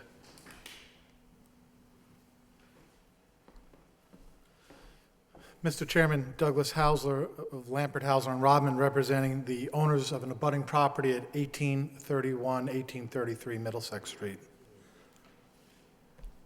Mr. Chairman, you've heard many comments of support, but unfortunately most of those are about the intentions of a school, and no one opposes that. But this hearing is about site plan and the site plan criteria, and I don't think there's been a significant amount of testimony about some of the criticisms that should fairly be lobbied and asked for you to consider and review. The plan as presented should fail, and it should be an easy decision for you if it were to be acted upon tonight, but we know it won't be. In fact, one of the questions that immediately raises the transparency of this entire hearing, because we have a gentleman whose rights have been substantively, questionably denied tonight, and if it was a private developer before this board looking to advance something, a good chance this hearing might have been postponed, but because of the public school nature of this, it went forward. But those are his rights for him to advocate on his own, but does question transparency. It also questions transparency when a plan that's been presented to you is a complete opposition to a plan you previously denied. 3 of you sat on a board, this board, denying a prior development with far less intense use, far less traffic, and required complete 360-degree access for fire and safety protection. This plan doesn't provide it. This plan hardly provides for 270-degree. I think it provides at best 1 side and perhaps 2 sides of access to emergency vehicles. So there are a number of just blatant deficiencies. And it's somewhat presumptuous for someone on the Board of Trustees to walk up to this microphone tonight and think that this board would vote tonight and approve, and that they'll just wait a month and get it approved. I think that's highly presumptuous. I think this board has a significant amount of work and analysis to do before any kind of charter school can be placed here, or any other use can be made of this property. So it's, the creation of the school isn't the issue, it's the site plan. It fails to properly address access and egress. How do we say that? Let's look at the egress that's being proposed. On this plan as presented, it's 16 feet wide. Your prior decision, which was not approved by this board, it was a result of a land court or superior court action on remand, you required at least 18 feet and you wanted even more. And you wanted access in a far different location than what's being proposed here. That record will speak volumes, and we hope you just don't forget that record. We hope you don't. We also want you to take a look at that egress, or as they propose, egress, coming out of the school at 16 feet wide. Now, they believe that this infamous easement that has been negotiated between the landowner and the school and the abutting owner satisfies the requirements or the intentions of this board. That's trying to sneak through the back door what wouldn't go through the front door. In fact, the abutting property owner that granted the easement probably has created nonconformities, because it's a prior non-existent conforming building, which doesn't have enough setback, doesn't have enough parking, and doesn't have enough green landscaping. For it to grant the easement puts its own building in further jeopardy of noncompliance. And we're not aware of any application that was made to the Zoning Board of Appeals before the grant of that easement, which would further reduce the width, parking, and landscaping of the abutting property where they're saying they're getting a 10-foot easement. It's pure fiction. And it's certainly going to be subject to legal challenge if that's really the thing they're going to pursue. They also failed to really address the emergency access, although they have a very, very solid team behind this proposal, including the traffic engineer and their legal counsel. There's no question that there's going to be queuing, and all you need is one incident when you have access into that long driveway near what I call the opening spot of the driveway. I don't have a guiding light here to show you precisely, but it's where the parking lot starts to open. If you have one accident there, the entire queue is laid up, no one can get in. This is a public school. You required more for 128 condominium units than you're going to perhaps, if you accept anything close to this plan, would be requiring for 1,200 students. It also ignores the intensive use of the property, and it's not intended to be something that's strictly school hours as something as 7:30 till 2 or 3. We are all very cognizant that schools operate basically from 7 in the morning till sometimes 10 at night. Why? There are parent functions, there are athletic functions, there are social functions. And for the abutting property owner to be subjected to such more intense use, as well as nighttime activity, which is talking about 1,000 students, we have serious concerns about the plan. It also fails to address the fact that your board rejected a plan that had greater access than what's being proposed here. And now we're talking about school buses coming in and out, not just regular cars, but school buses. Much more difficult to navigate, much more difficult to control, greater lengths. We ask that all these types of points be very carefully considered, and that we put aside the emotional appeal of a school and wanting to create something very positive for the community. That is not the issue before this board. That issue was decided in other ways. The question is whether the plans as presented meet your criteria. And we say as of now, they don't, and we ask that this board not consider this plan until such time as there are significant improvements made to it. We also are going to reserve our rights to add further comment because we've not even received a full traffic study report, as nor did this board. And again, we're going to take a look at that in more careful, detailed analysis. Thank you for your time. Council, can I just ask you one question? Yes, Who sir. you represent again, please? It's 1831? 1881, I'm sorry, I misspoke, 1881, 83. 1881, okay. I apologize. And that's the condo association? That is Lexi Development. Lexi Development, right. And where's that on the plan? I just want to make sure so I have it. From Dingwell Street, straight ahead, the Okay. duplex, okay? Are there any So questions? directly across from Dingwell Street? I believe that's correct. Right. The duplex. I'm sorry? It's a duplex? Okay. Yes. Yeah, I know where you are. Okay. Thank you. Thank you, Counsel. Anyone else want to speak?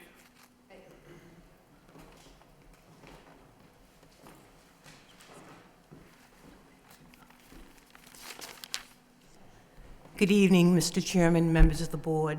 For the record, my name is Brenda Hayden, and I live at 27 Hadley Street, Lowell, Mass. As everyone knows, if you know the city of Lowell, that current area is extremely congested as far as traffic. As the other two speakers that spoke before me, we're not opposed to the charter school. We think it's a great idea to bring a charter school into the city of Lowell for the betterment of our youth. The problem is the location and the traffic.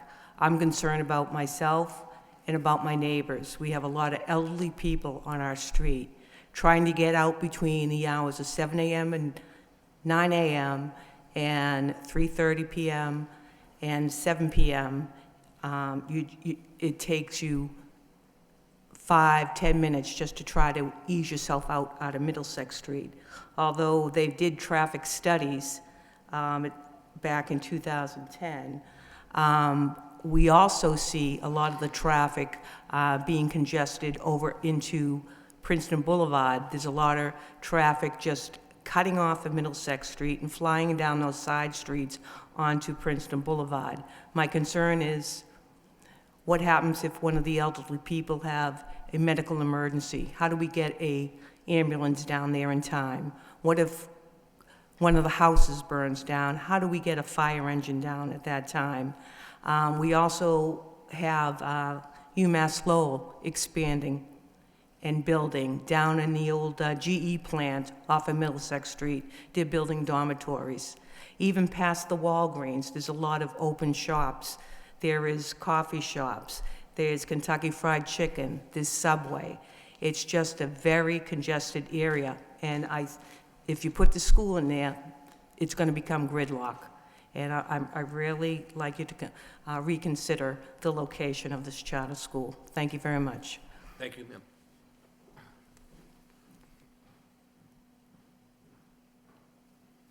Anyone else like to speak? Did you want to speak? No, go ahead. I'll go last. Excuse me. Good evening. My name is Nancy Judge, and I co-chair the Highlands Neighborhood Association. And I also live off Middlesex Street at 28 Foch Street. And again, I would just like to say that the association is not against the charter school or education. Unfortunately, it is the location of the school. I believe a few years back that intersection was quoted as being one of the 10 worst intersections in the state. Okay.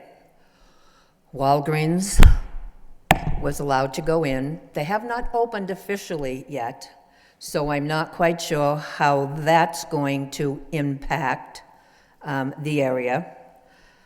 China Star 2 is not open as yet, and if you've gone by there, their parking lot is huge. I'm not quite sure how many vehicles that the restaurant will hold. I know that they've talked about putting a police detail, but I'm just wondering what a police detail can actually do when your cars are stacked bumper to bumper and nowhere to go. Middlesex Street has just been inundated with new growth. Some we're happy to see, others were not. Like I said, this is really a great project. I just wish it was somewhere other than where it is. I know that we have not seen the traffic study as yet. George just received it late today. I'm hoping that within the next few days that we might be able to get together, go over the traffic study with whoever in the Highlands would like to sit with all of us. So, with that said, I'd just like to say thank you and hope that the right decision will be made. Thanks. Thank you, ma'am. Anybody else? Good evening. My name is Steve Moses. I live in Riverside Townhouses located 1961 Middlesex Street. If it's okay, I'd like to speak from the posters over there, which I've prepared. No problem.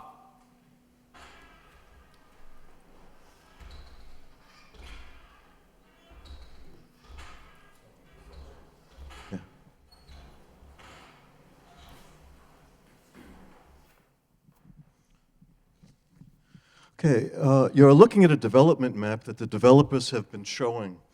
The map does not show the development where I live, though, and we were, in fact, our major abutters. This is where we're located. You've been looking at all of that. We are right here. I spent a lot of time at the Office of Planning and Development last week, and on none of the diagrams that the developers submitted was Riverside Townhouses depicted. Somehow, it's just been left off, sort of don't care, we're in the margins. But it's the place where I live, it's a place where I call home. It fronts on Middlesex Street.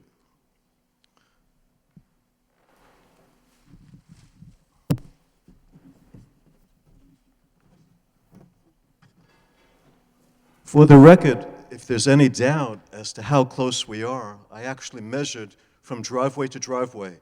This is our driveway, that's their driveway. There's 25 feet on one tape measure, 25 feet on another tape measure, an additional 7 feet. We're 57 feet away. This is where we come out onto Middlesex Street.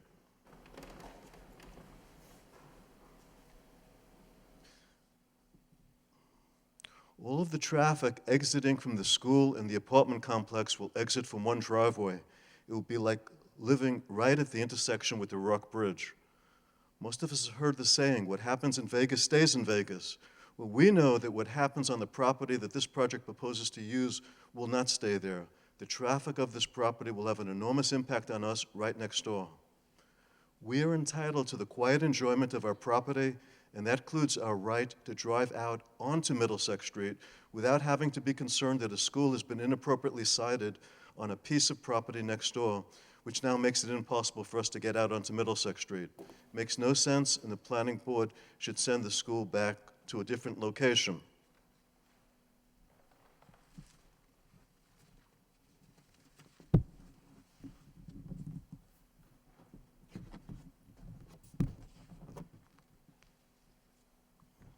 This picture is not a picture of a toy train at holiday time.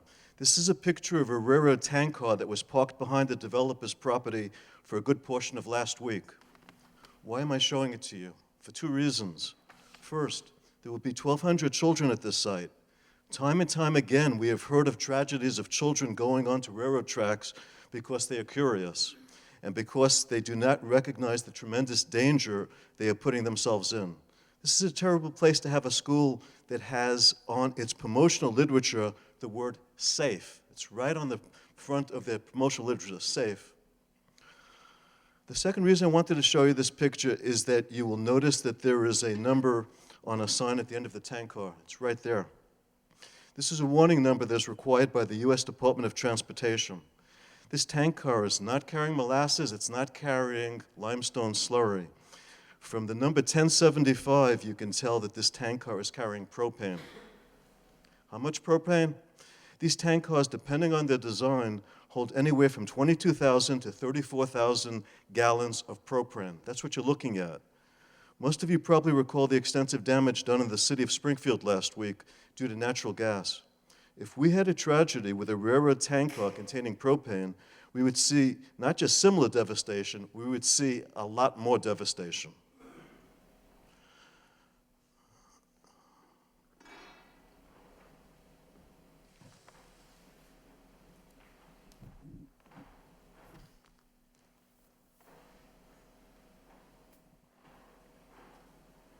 I don't own a pointer or a red laser pointer.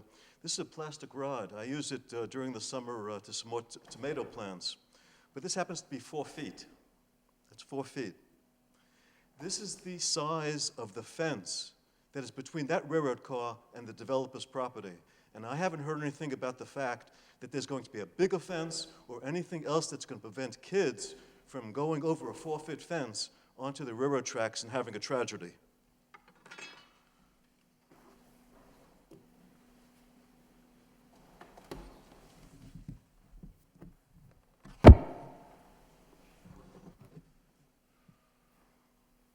It's interesting, most of you know the quotation that is attributed to Thomas Jefferson. Those who do not learn from history are doomed to repeat it. Folks, 6 years ago, almost to the day, a member of the planning board, who currently serves on the planning board, said the following: the existing roadway is very congested. That light, meaning the traffic light at Wood Street and Middlesex Street, backs up to the former landfill. This is one of the most congested areas of the city. Folks, the traffic hasn't gotten any lighter. If anything, the traffic is more intense. We are speaking of this new school eventually having 1,200 students. There is absolutely no way that this can happen at this location on Middlesex Street. It is too close to one of the state's most hazardous intersections, which is at or above capacity right now. And as of last Friday, Walgreens opened, and the intersection is now even more worse. Thomas Jefferson was right in the 1700s. The planning board had it right in 2006. The traffic on Middlesex Street is awful currently. We don't need any more traffic there. The Scarecrow needed a brain, the Tin Man needed a heart, the Lion needed courage, and the Lowell Collegiate Charter School needs a new home. But Middlesex Street is not the yellow brick road, and we respectfully ask the Lowell Collegiate Charter School to withdraw its application to the Lowell Planning Board and find a suitable location that accommodate your needs so that you can begin your work in educating our children for college. And lest we forget, a report card for the Lowell Collegiate Charter School.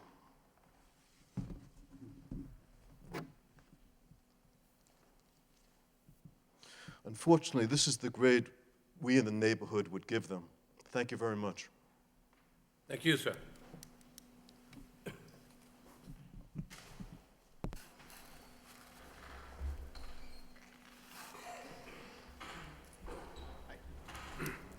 Hi, my name is Steve Beatty. I live at 72 Montview Ave in Lowell. I live about a half mile from Wood Street, and I'm just here to tell you, if you're not from the Highlands, that Princeton Boulevard, Middlesex Street, Wood Street backs up every day about 3:30, 4 o'clock already, almost to my house, which is about a half mile from Wood Street. I think, unfortunately, with the site plan that they have up there now, it's only going to add to these problems. Another thing I want to point out is this is a building that's assessed and pays taxes, I think, of $56,000 a year to the city of Lowell. That will be lost with the charter school.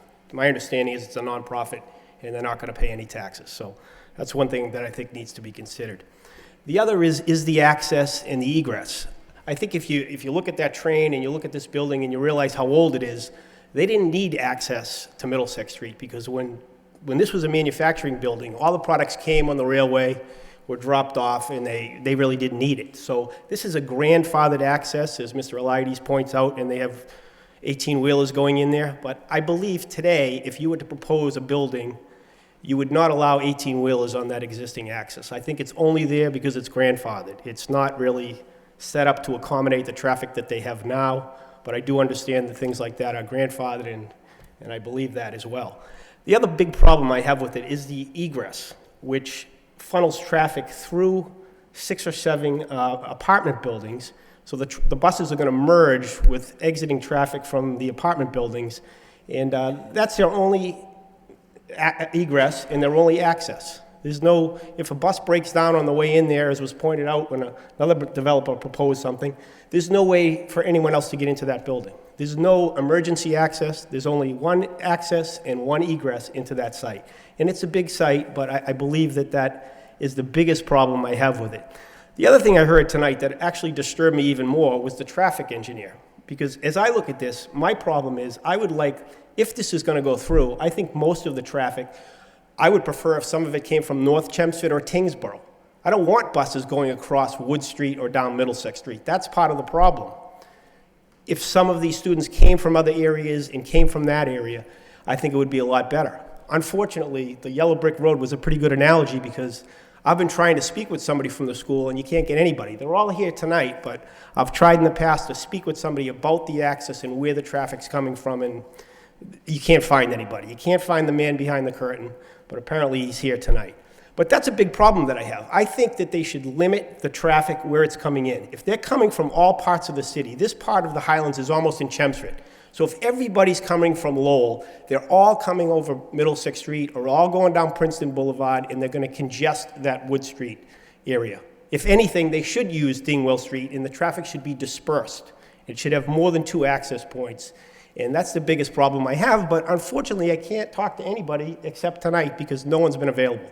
I know Mr. Chapman, I know a lot of the people involved in this school, and they're all good people. I don't know why I'm unable to speak with anybody that's in control, but there's some serious concerns I have is where these buses are coming from, how they're getting across that Wood Street, intersection. And I really haven't heard anything as to any other alternative, and there are other alternatives. You can move traffic from around Drum Hill. If they're coming from Belvedere or Pawtucketville or Centerville, they could go up Drum Hill and come in the backside and not impact this street. But none of that's been mentioned. From what I heard tonight, I'm even more disturbed because apparently all these cars are going to come down Wood Street, Middlesex Street, Princeton Boulevard, and what's already a bad situation is going to get a lot worse. The other problem is, we've all pointed out with the Rourke Bridge, I know you guys can't do anything about it, but I'm not even sure if they've designed a new bridge yet. This area is way too congested for what we have right now, and I don't think it can handle the additional traffic from this school, especially the way that site is configured. I just don't think it's adequate. I think it was just pieced together. I think the people, well-meaning people that saw this school, they saw a 9-acre site, they're all excited about it. They think it's a perfect school for a lot of reasons, but it doesn't have perfect access, and they haven't really done anything to address it. The other problem I have is, I heard that this traffic study was going to be here last Monday and Tuesday. I took time out of my day to come down to City Hall. Traffic study wasn't there. The next day, wasn't there. I said, all right, they're going to have it on Friday. Friday at 4 o'clock, they still didn't deliver it. So they haven't delivered on what they promised up to now. I'm not sure they're going to deliver everything else. So the city of Lowell is going to lose $56,000 a year, and we're going to get 2 traffic police to accommodate, to take care of 1,200 plus students and who knows how many buses every day, in and out. And I think it's a big concern, and I think the board should really consider it. Thank you. Thank you, sir.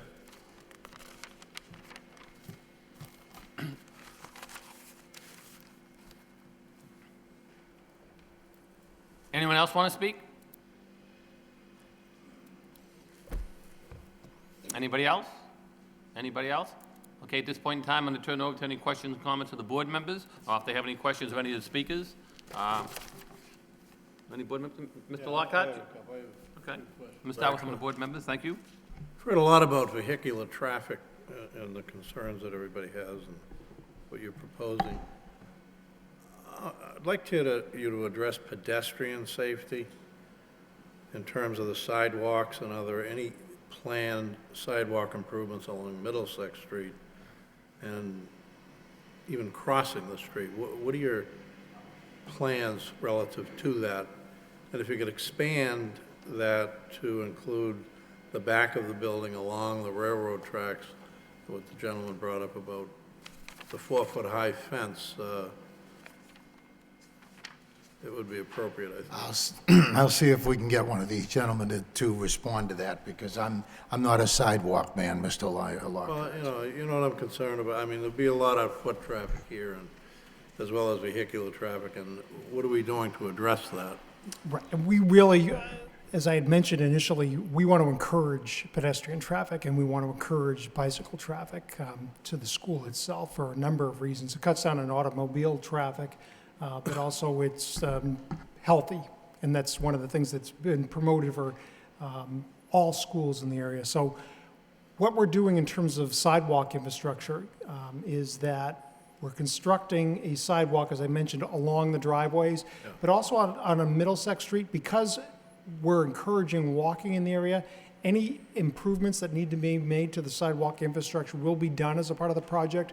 We've recommended, as a part of the traffic study, that a crosswalk be placed in this area here at the intersection, so that what we'll have is someone, because as I mentioned, Dingwall Street, down in this area here, there is a sidewalk along the south side of Middlesex Street. There's one all the way along the north side. But we want to be able to get pedestrians from the south side to the north side and then into the school. So we're suggesting at this location here, which is the entrance into the site, that there's a sidewalk that's developed at that location there with appropriate signs, pavement markings, and during the school crossing times, or when the school has students that will be walking there, there'll be the detail officer there to be able to have help pedestrians to cross that intersection as well. Wheelchair ramps, all the typical things that are required would also be constructed. And that goes for the entire stretch of the sidewalk along Middlesex Street in this area here. If there's obstructions, if it's not ADA compliant, it will be need to be made compliant, given that we're trying to encourage access to the school for pedestrians. Right. What about the fence in the back of the building along the railroad track? The fencing along the railroad track? All going to be fenced so that nobody can get near it, obviously, because we certainly understand, as Mr. Moses has said, there's a some time operating system in there, but obviously that's one of the things that we will address with the board and have that appropriately concern. height Sure. To whatever barrier you choose to put up there. Sure. Just one other thing. I think you alluded to the fact that you had the fire department on site commenting on different things. Have they actually issued an approval for this, or fire department specifically? Yeah, absolutely. Yeah, let me make, before you answer, Matt, let me make one thing perfectly clear, as they say. On the right-hand side, of the entryway on the right-hand side is 30 feet wide. The entry wide, contrary to what my friend Douglas has indicated, is shown as a 15-foot strip. That's what's owned in fee. What I alluded to in the agreement, and when you see and get a chance to read that access and easement agreement, is this an additional 10 feet granted to these people, so that egress is in fact 25 feet wide. So I think that's pretty clear that is there and can be taken care of. Now, what was the question again, Now, my Mr. question Lockhart? is I'm just sorry. The fire department's involvement so far. Fire department- What is the status there with them? My understanding, but I'm going to let Matt speak to that, is he's already met with them. They've been up there. They've looked at the access and the egress. They've looked at the fire hydrants. Go ahead, Matt. You can You mentioned fire hydrants, yeah. Good evening. I met with Deputy Phil Lemire out on the site. Mr. Lemire's main concern was that he had full accessibility to the front of the building. Wasn't so concerned about the sides of the building, which I thought that he would be. He was mainly concerned about staging out in front of this building. The vehicles aren't going to get that close to the building. They stage themselves away from the building. We have 3 hydrants located here, and all those will be reevaluated with the fire protection system for the building. He made no mention of having to access the rear of the property in any manner, although we are providing these fire lanes along the side. In case an ambulance does need to come up to this entrance, there'll be full access to do so. If there's an injury out on the field as well, the recreation field, if for some reason something is occurring in the back of the building, they will be able to access and walk along the entire rear of that building if need be. There was some correspondence that we have from Mr. Lemire that I believe is on file with the Development Services Department in regard to that. Well, it's available, and we can most certainly provide that to you additionally as well. One final question regarding a dumpster. On your preliminary hearing, I asked the question about the location of the dumpster. Yep. It was in the front to the left as we look at it. Mm-hmm.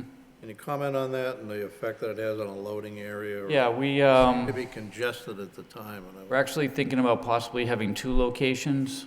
One would be located right here, and another location would be in the rear of the section here along the side. We're going to have continued discussions with the planning department in that regard. Okay. And that obviously would be completely fenced off as well. Yeah. All right, very good, thank you. That's all I have, Mr. Chairman. If I, it's sort of in line, Mr. Chairman, with Mr. Lockhart's request or question about fire access, et cetera. My good friend Douglas from Chelmsford mentioned something about emergency vehicles can't get in, get out, and whatever. As I indicated, I think he did not totally understand what the dimensions and everything that's going on there. But when you read, once again, the easement, the reciprocal easement agreement, you'll see that there's provision for example, ways of getting people off of those roads, even if certainly 25 feet on one side and 30 feet on the other side are plenty of room for cars to go by both ways. In addition to that, I'm looking over there at Mr. Bush, who's a property owner on the east side of the property, and I neglected to mention that we met with Mr. Bush to talk about some of his issues and things, not issues, things he'd like to see addressed. And I think it's fair to say, I'm not trying to put any words in your mouth, but I think it's fair to say that everything we talked about are things that we believe we can address, one of which is possibly, and we'll be bringing this idea back to the board in January, one of them is to assist some of his people by allowing them to go into, and Matt, could you one more time show where the properties are, to go into his apartment units there on an entrance basis, 2 different places, so that he could make a one-way and only have his people who go out now on the west side be able to, they go in and go out on one driveway on the west side, be able to have access both ways. That's something we're going to run by you folks again in the future. A couple other tweaks that we're going to try to deal with as a result of that. I think it's also important to understand, and we're in a city, and this is a great city, and everybody wants us to develop and continue to build and grow. We're not in suburbia. We can't expect to get up in the morning and get in our car and get out to work and whatever. I have lived my entire life within a half mile of the same location in Belvedere. I'm less than a mile from my office, and it takes me 20 minutes to get home at night because I have to cross, among other places, Andover and Nesmith Street. Am I happy about that? No. But I live in a city, and I understand that at certain times of the day you're going to run into that kind of thing. I also have to make a little statement regarding, if you stop and think about the people from whom we've heard tonight, Douglas represents some people who own a building on Middlesex Street, and as he pointed out, are immediate abutters to the property. Neither of them live there. They're two-family properties. I don't see anybody from those properties here coming and worried.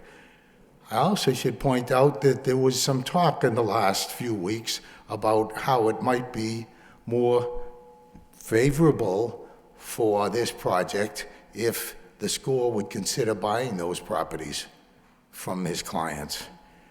And so I think, as we said, that we have a much better proposition in the way we've now configured the access and the egress, and I think that's a very important item that we should be considering here.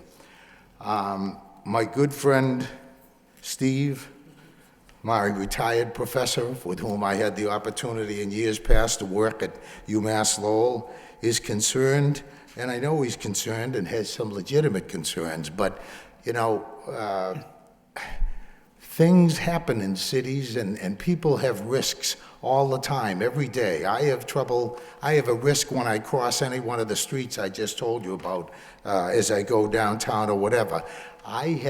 My office building is adjacent to a railroad track, not active now, but certainly for the first 30 years that I was there were periodically railroad cars that went in between the two buildings that had essentially about 4 feet on either side of them, and God knows what was in them, and maybe there was some propane at one time or another, I don't know. But once again, we're living in a city, we're in a place where things like that happen. I want to point out to you again the very important aspect of the reciprocal easement agreement, and you'll see there's a lot of language in there. I'll particularize it a little bit more with reference to the particular items that were brought to the board's attention tonight, because we can make adjustments. And please note that when I made the application in the first instance, and you'll see this, that the applicants include Bicknell Associates, the owners of the property on the west side. So that's part of the site plan review that you people will be doing. They're also applicants. You also have the right to review and look at their property and see how it interfaces with this particular project. So these are all things that give us the facility to make adjustments along the way. Somebody said something about, the emotional appeal of the school, and nobody's against schools and whatever. Well, that's hopefully absolutely the case. But what I'm hearing on the other side is a lot of emotional appeal, and of course the classic NIMBY, which we all know, I think, what that means. Nobody wants it in their backyard, and hopefully we can get by that. So I'll be available some more for any questions the board may have, and obviously the rest of the team as well. Thank you. Mr. Chairman? Yep. I have a couple questions. I think some good points were brought out from both sides. I think clearly the people that came here in support of the project, understanding the value that would bring to the community. But I will say, Counselor, in defense of the people that spoke with some concerns, there were some real legitimate issues that were brought up and some good questions that I'd like to get some answers to. Sure. That was mentioned, and we have to look at the traffic study. We're at a bit of a disadvantage. We haven't looked at the traffic study. We haven't had it any time really to give any quality analysis of the study. But it was mentioned that what was referenced here this evening was having police detail to control the traffic at the beginning of school and at the end. However, it was indicated that a gymnasium would be built. I'm assuming that it's going to be like every other school with a high school, have a basketball team, maybe volleyball, wrestling, whatever it may be. That would require, I suspect, evening activities, weekend activities.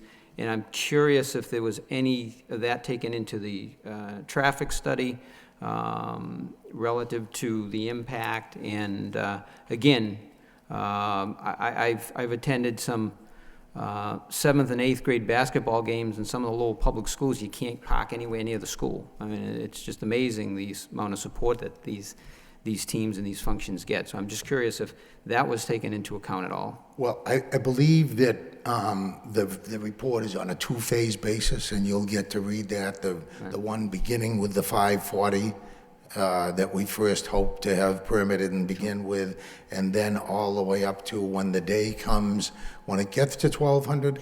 But let me immediately add to that obviously all we're looking for at this point is a start. We want to get 540 students in. As we talk about initial and then subsequent increases in enrollment, we understand we'll come back here. I would understand that there would be a condition so that this board or subsequent members of boards after that will have the opportunity to see how things like the very legitimate concern you just raised about what the other and additional facilities there might be what that might do. I think those are legitimate concerns. See, I'm concerned is, once we build it, once it gets built, and we have a maintenance program to do those types of studies, what are we going to do? Come back and say you can't build a gymnasium and build a high school? Yeah. I mean, it's just not practical. So I guess my concern is that I think that would have to be incorporated in your study.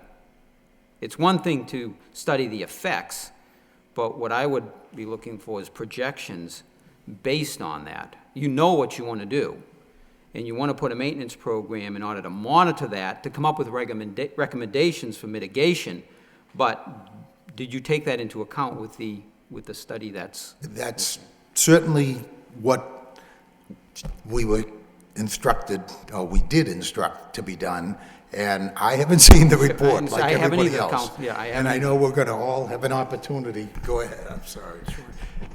Again, for the record, Jeffrey Dirk with Vanessa and Associates. The impacts of the after-school activities, basically, that may happen at the site, the volumes of traffic that are associated with that are generally going to be the same or less than what's going to be experienced when the school is in full operation in terms of the attendance that's there. So really what it would come down to, and this is typical for any type of a facility where you're going to have increased traffic activity that's very concentrated outside of those normal hours, is when the condition is structured for the project, that those police details and that traffic management plan, what you typically do as a condition of approval is to say that during certain events, and we would define what those events would be, that the traffic management plan also needs to be in place. So not only is it in place during morning drop-off, afternoon pickup, but that, we'd work with the planning department to say as a condition that that traffic management plan would also need to be in place for these events if it exceeds a certain capacity or certain things like that. And that's the way that you do that, so that they basically would know when you're operating the facility, you've got to have this plan in place if you're going to have athletic events going on at the gymnasium, parent-teacher night at the school. All of those things can be defined and put in as a condition of approval, so that there's an expectation of what's going to be there and that you have an expectation of what will be there as well. Sure. Mr. Dirk, while you're there, you might as well have some other questions relative to that. One of the concerns I had at the pre-application hearing, and what I really would like to see is actually a blown-up rendering of the exit relative to that. I drove through that condominium development or the apartment development yesterday, and I'm still trying to get a feel for how that's going to, there's very narrow roadways through there. There's angled parking. Matter of fact, there's one spot where the drive actually dips down and goes down below. The other one comes to an end. I can't even figure out where you're coming in based on the renderings that we've been given. So do you have anything that can clarify that a little bit? Well, I think your question is to blow up cross-sections of both of the driveways, I think is very valid, so that we can show everyone how it's going to operate, because I think there's a lot of misconceptions about it. But in essence, this area here, where I think this is where you're speaking of. Correct. There's a wholesale reconstruction that's going to take place of both, the access point as well as the parking lots to both these two properties here, and I've described them as 1909 and 1939. Middlesex Street. There's a reconfiguration of the parking that's going to take place. So essentially, this driveway here, which I believe is a one-way exit, will become a one-way entrance. And then we're reconfiguring the parking and regrading the parking lot there to take care of some of the hills and dips that you're talking about. But there'll be angled parking here. We want this to be an entrance only so that we don't have two vehicles exiting in close proximity to each other. So there's reconstruction there. You see that there's a new intersection created in this area here of the property to connect this complex and this residential complex here, so that they both can come out by way of this new access point there. Reconfiguration of the parking lots of this building as well, and some reconstruction of parking in this area here. So I do think, as you said, probably some better blown-up graphics can be shown of how this is all going to operate, but we're intending to address all of those issues as a part of this application. In terms of the width of the driveways, I had talked about them being 16 feet wide. Now, just to put that in context, that dimension, it's not pulled out of the air. 16 feet is what is required for one-way travel. That's the minimum ideal dimension that you want to have. 16 feet is what you have for off-ramps of highways, one-way direction. It's generally 16 feet in width, and that dimension is set based on the fact that you want to be able to have enough width. A standard travel lane is 12 feet, as you're probably familiar with. 16 feet is enough room so that if a car breaks down, or these situations that people have talked about, an accident, that's enough room to get the vehicle pushed to the side of the curb line and have a tow truck pull by. That's where 16 feet came from. So it's not arbitrary, that's the minimum dimension for safe access, so that when those conditions happen, or in the instance of an emergency vehicle needing to get into the site, 16 feet allows the vehicles to pull to the side and a fire truck to go by unimpeded. So that's why that dimension is set. And then on top of that, of course, we have a 5-foot sidewalk, so it's not a narrow 16 feet, it's actually wide in appearance, but also that critical dimension is set for that reason, to have the vehicle pull to the side and none of the vehicle pass. Now, is this the final version of what you're proposing for? No, this is not the. I'll let Matt answer that. He wants to get up and. Yeah, talk on it. absolutely. And I know we're running a little long, but he'd be glad to run through the whole thing. The point being, and that's why I kept saying the importance of the reciprocal easement agreement, we can tweak that, we can change that, we can move, because we're gonna be redoing that parking area over there too. So we can move an entryway or an exit way or put the signage up that's appropriate, but I'll let Matt speak to that a little bit more.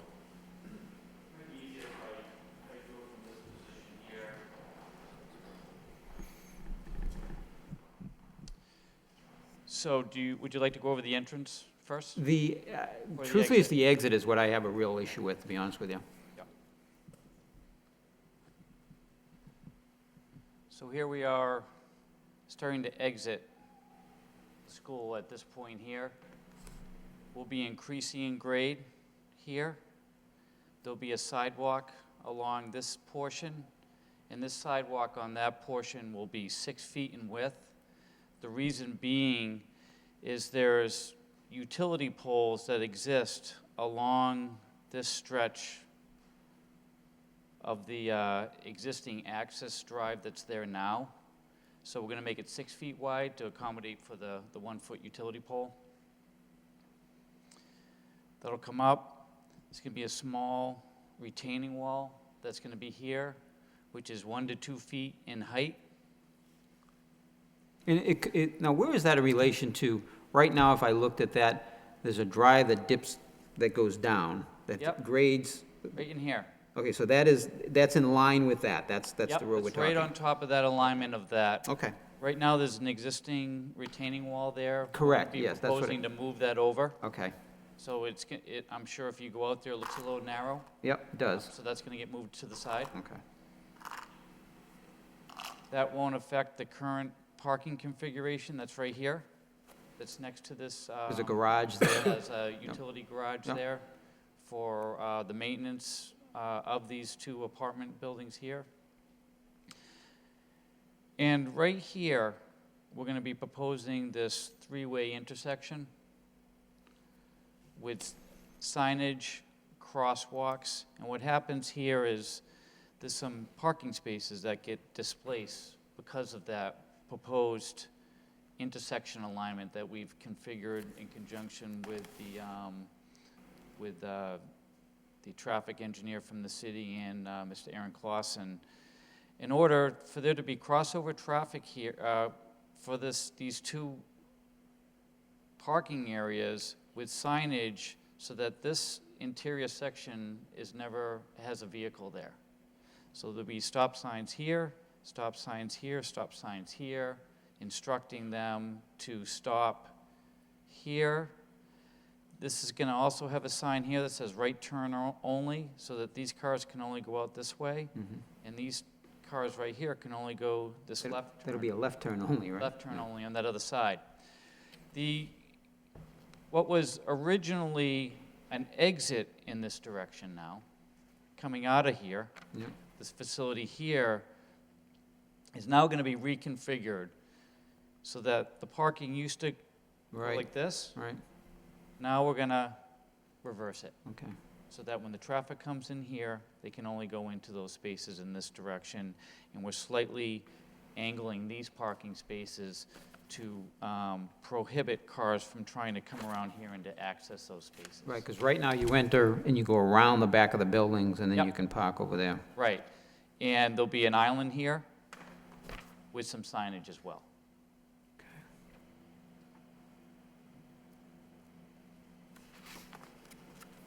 This way, before, or existing right now, was one way out. Yep. That's going to change now. That's going to be one way in only.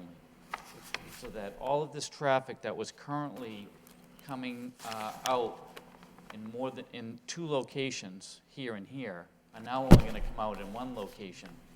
So that's going to improve the exit from these 2 facilities as well as the school coming out in 1 location.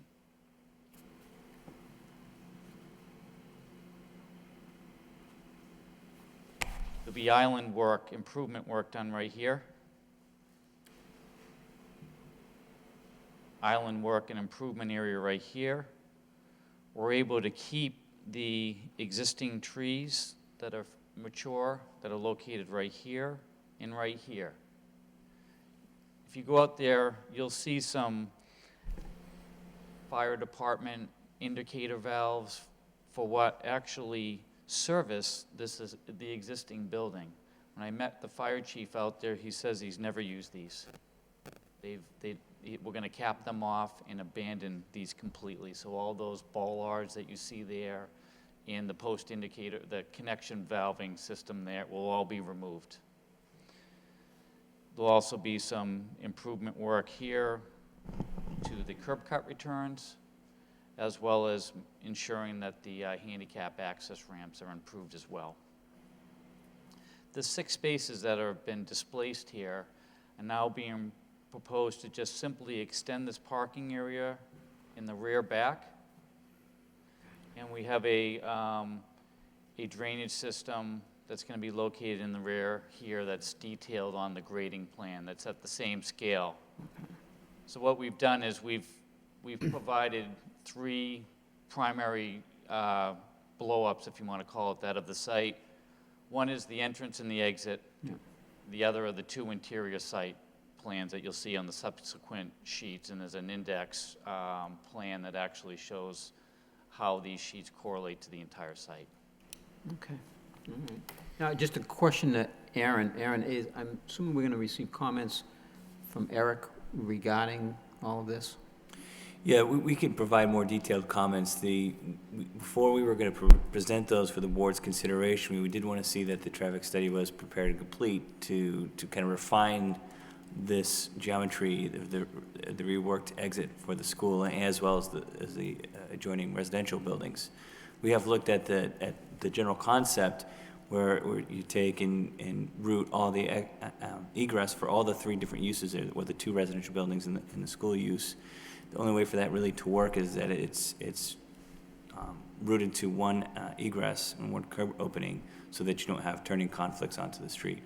So generally, the concept is the only real way to make this work, but we're waiting for the traffic study to look at the functionality beyond the site. It was an interesting point. Are you also looking at it as any possible zoning impacts or conformity impacts to this development as well? I mean, we've reviewed it. There aren't anything that we've noticed in our review. We will review in more detail, but there's as far as the existing residential buildings, I believe is your reference. Correct. There's no issues from a zoning perspective based on the changed access as has been proposed. Good. Thank you. Thank you. Question, another traffic engineering question, I guess. And again, without having the benefit of looking at the report ahead of time, but and to a point, Mr. Dirk, I was actually happy to see it was you here, because obviously you're familiar with Walgreens. Yes. But my question to you is, also, did you incorporate the projections from Walgreens? Because I know obviously when you did your counts, Walgreens was not open yet. So Yeah, there were 3 projects, Walgreens being one of them, Super Bowl restaurant expansion, and then as one of the speakers had mentioned, we backfilled some of the vacant retail space that exists along the corridor as well. Good, that's what I wanted to make sure. Good, okay. Thank you. And then just, I guess more of an update comment. There has been some reference to the Rourke Bridge, and I am not here to declare that the Rourke Bridge will be replaced in the very near future. However, I do serve on the advisory committee along with Councilor Marty Laurie. The Northern Middlesex Council of Governments is actually conducting a study as we speak.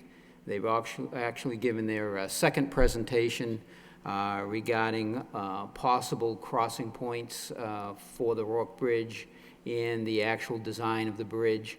The idea is to finalize the location and the design, and then with the intention of completing that in spring of 2013, and then to look out to go and search for funding available, which obviously that's the key factor. But just again, that is being looked at. Obviously, any type of development going along Middlesex Street and across that corridor will have to be taken into consideration in the development of the location and the design of the bridge. But that is something that's ongoing as we speak. But again, I'm not giving any timeline on that, but it is something that obviously is being considered. Obviously, we're at this juncture this evening where we haven't had an opportunity to really analyze the traffic study, see the full study, nor have we received department head comments.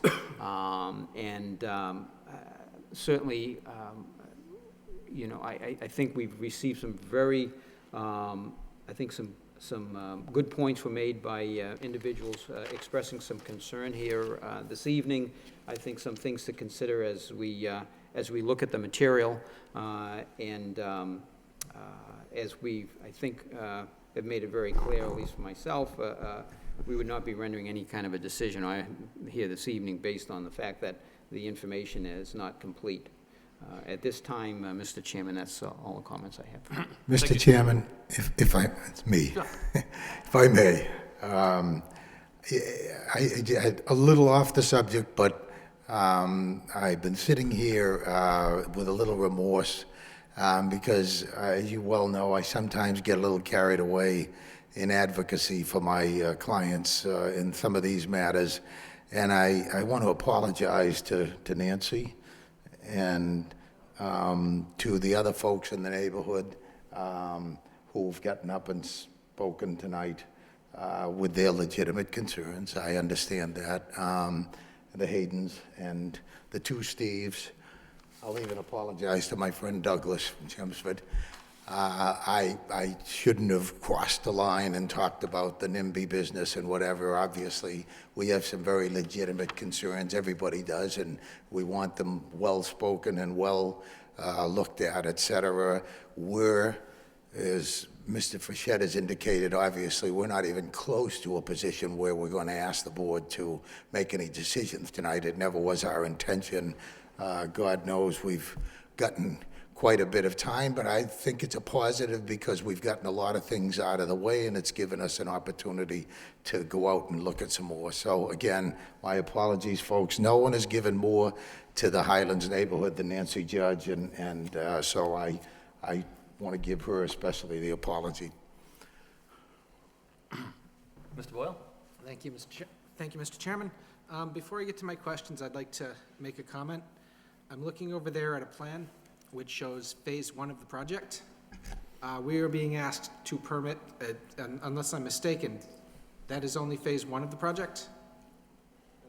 Okay, we are being asked to permit the entire project, and I would like to have our consideration take into account everything that is proposed under the project, which includes the building at full build-out at K through 12. I thought I made it clear, we're not asking for the whole project to be permitted at this time. We're asking for phase 1 to be permitted. Okay. Okay, that is a change from the last meeting then. Well, the application, the original application was for the entire site, and that's quite often done just so the board can get the full effect of the entire thing, which is why we asked the traffic engineers to do it in a 2-phase basis and whatever. these gentlemen will remember that when we did both the Lowe's and the Target projects, especially the Target project, consisted of really two separate operations, as you know. Anyone who drives by there knows that there's a Target lot and a Target operation, and there's the rest of the place there. In that particular occasion, it made sense to permit the whole thing at one time. This is different. We're talking about something that's going to evolve. So you would be back before us for the expansion of this to add grades 6 through 8 and then 9 through 12? Correct. Okay. All right, some questions. In the traffic study, there was a comment made earlier about the assumptions about car trips versus bus trips. I'm also thinking in terms of pedestrian trips and bicycle trips to the school.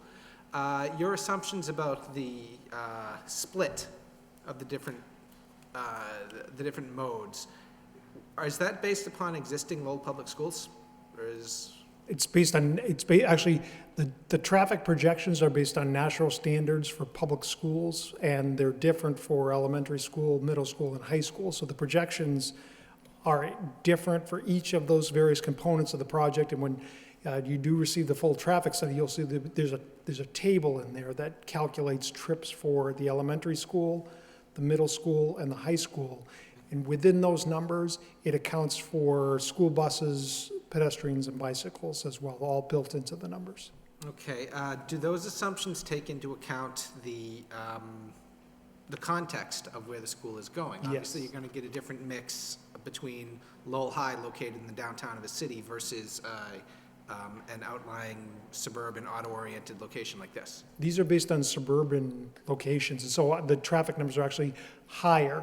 One of the only adjustment that we did to the numbers was that as the school gets larger, as I mentioned, unlike traditional schools, given the fact that you're going to have all three schools essentially on one site, the only adjustment that we made to the numbers was we said that as you get to the point where you're K through 12, there's more of a likelihood that parents will have more than one child at the school. So when we do our trip projections, it's assuming the parent might drop off at the elementary school and then they have to drop off at the middle school. So we did take, it was a 10% reduction, which is actually a small number to account for the fact that as you get to 12th grade, likelihood is you're going to have one parent dropping off more than one child at the school. The traffic numbers don't take that into account, so an adjustment was made for that. But the numbers are based on suburban schools. It doesn't take into account the fact that we have a bus route running right by the front of the site, and the fact that you have, as was characterized, urban environment with nice or satisfactory pedestrian facilities and all those things. So we're hoping to have walking trips, which would be more analogous to a city environment versus the projections, which are based on suburban, lots of car trips. I remember, okay, excellent. I remember at the last meeting, there was a comment made that you were considering the staggering of entrance and exit times. Yes, I had mentioned that tonight, actually, as that's a part of the management plan for the school, yes. Okay, obviously, if you were to go in that direction, then what you just said about shared trips for younger and older students wouldn't apply.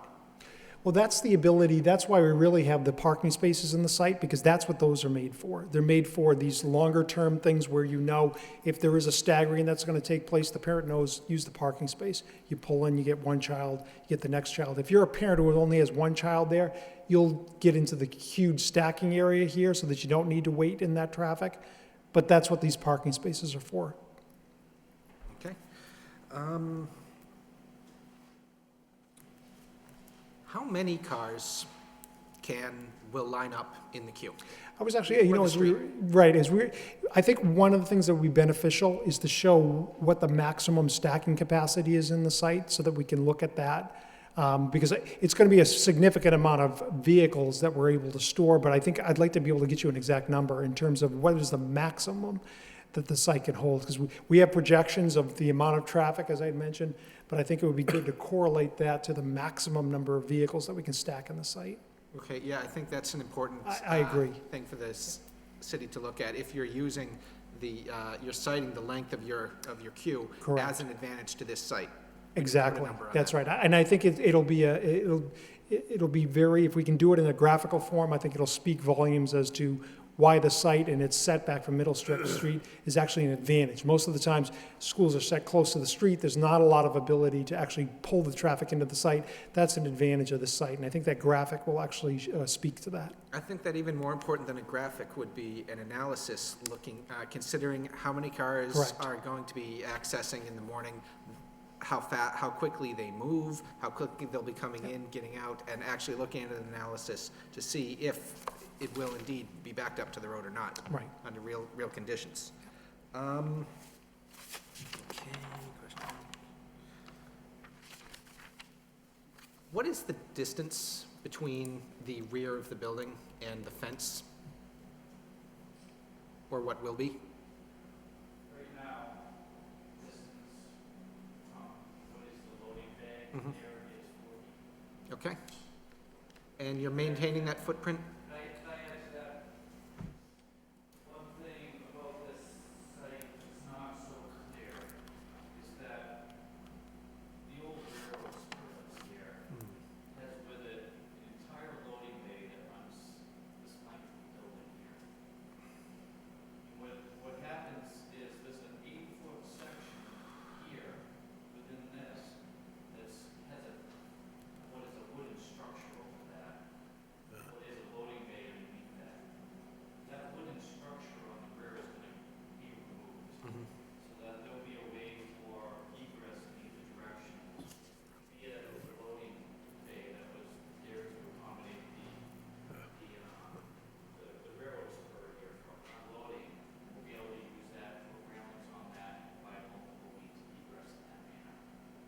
Okay, And you'll have 4 feet between the edge of the loading bay and the actual property line.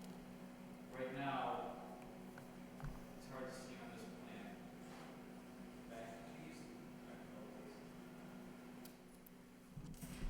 But on the existing conditions plan, which I can show you,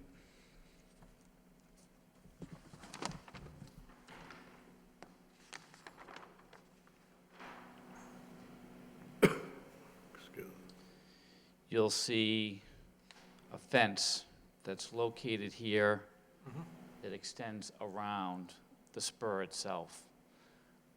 It's a fairly level area there. We currently are contacting Pan Am, who operates the railroad, as well as an entity which is called Mass Realty Advisors, I believe, who actually own the railroad itself. And we're going to be inquiring to them whether full use of that fenced-in area could still be utilized by the school in terms of using it for emergency means if needed. But I can say that there is 4 feet between the edge of the loading dock if we cannot obtain some additional space from the railroad. Okay.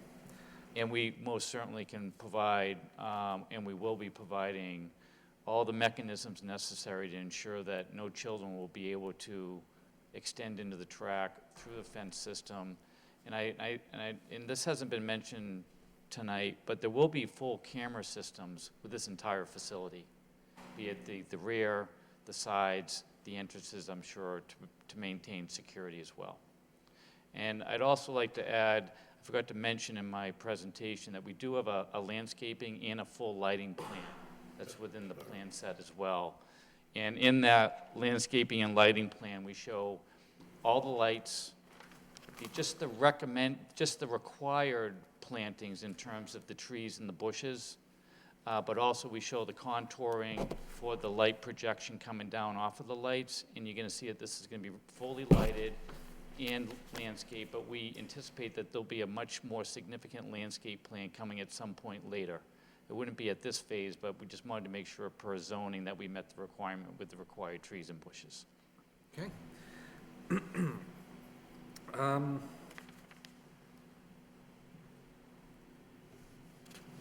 The proposal, the traffic management plan, the pros traffic management plan, you talked about having police detail at the entrance and the exit during morning and afternoon periods. They, would it be correct to say they would be there for the purpose of facilitating the entrance and exit of the, of parents and school buses to the school building? Yes. Okay. In a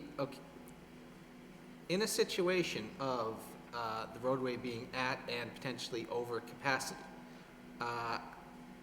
is a police detail a solution to that problem of the level of service at the intersections and the capacity of the roadway being beyond its capacity?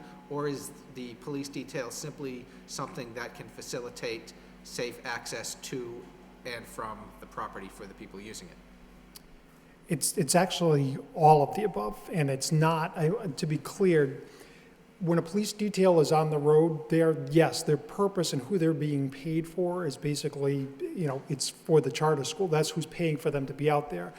But their sole function there is the safe and efficient movement of vehicles. So it's not just the traffic associated with the project site, and what they're always cognizant of, whether they're doing a construction detail or any other detail, is they will know the way this site is laid out. So that detail officer, and typically it's going to be the same officer that will be out here, they know how many cars they can stack on that driveway to the point where it might cause an issue. So they'll know, I can hold this traffic in this site and not interfere with the flow of traffic from Middlesex Street for a certain time period.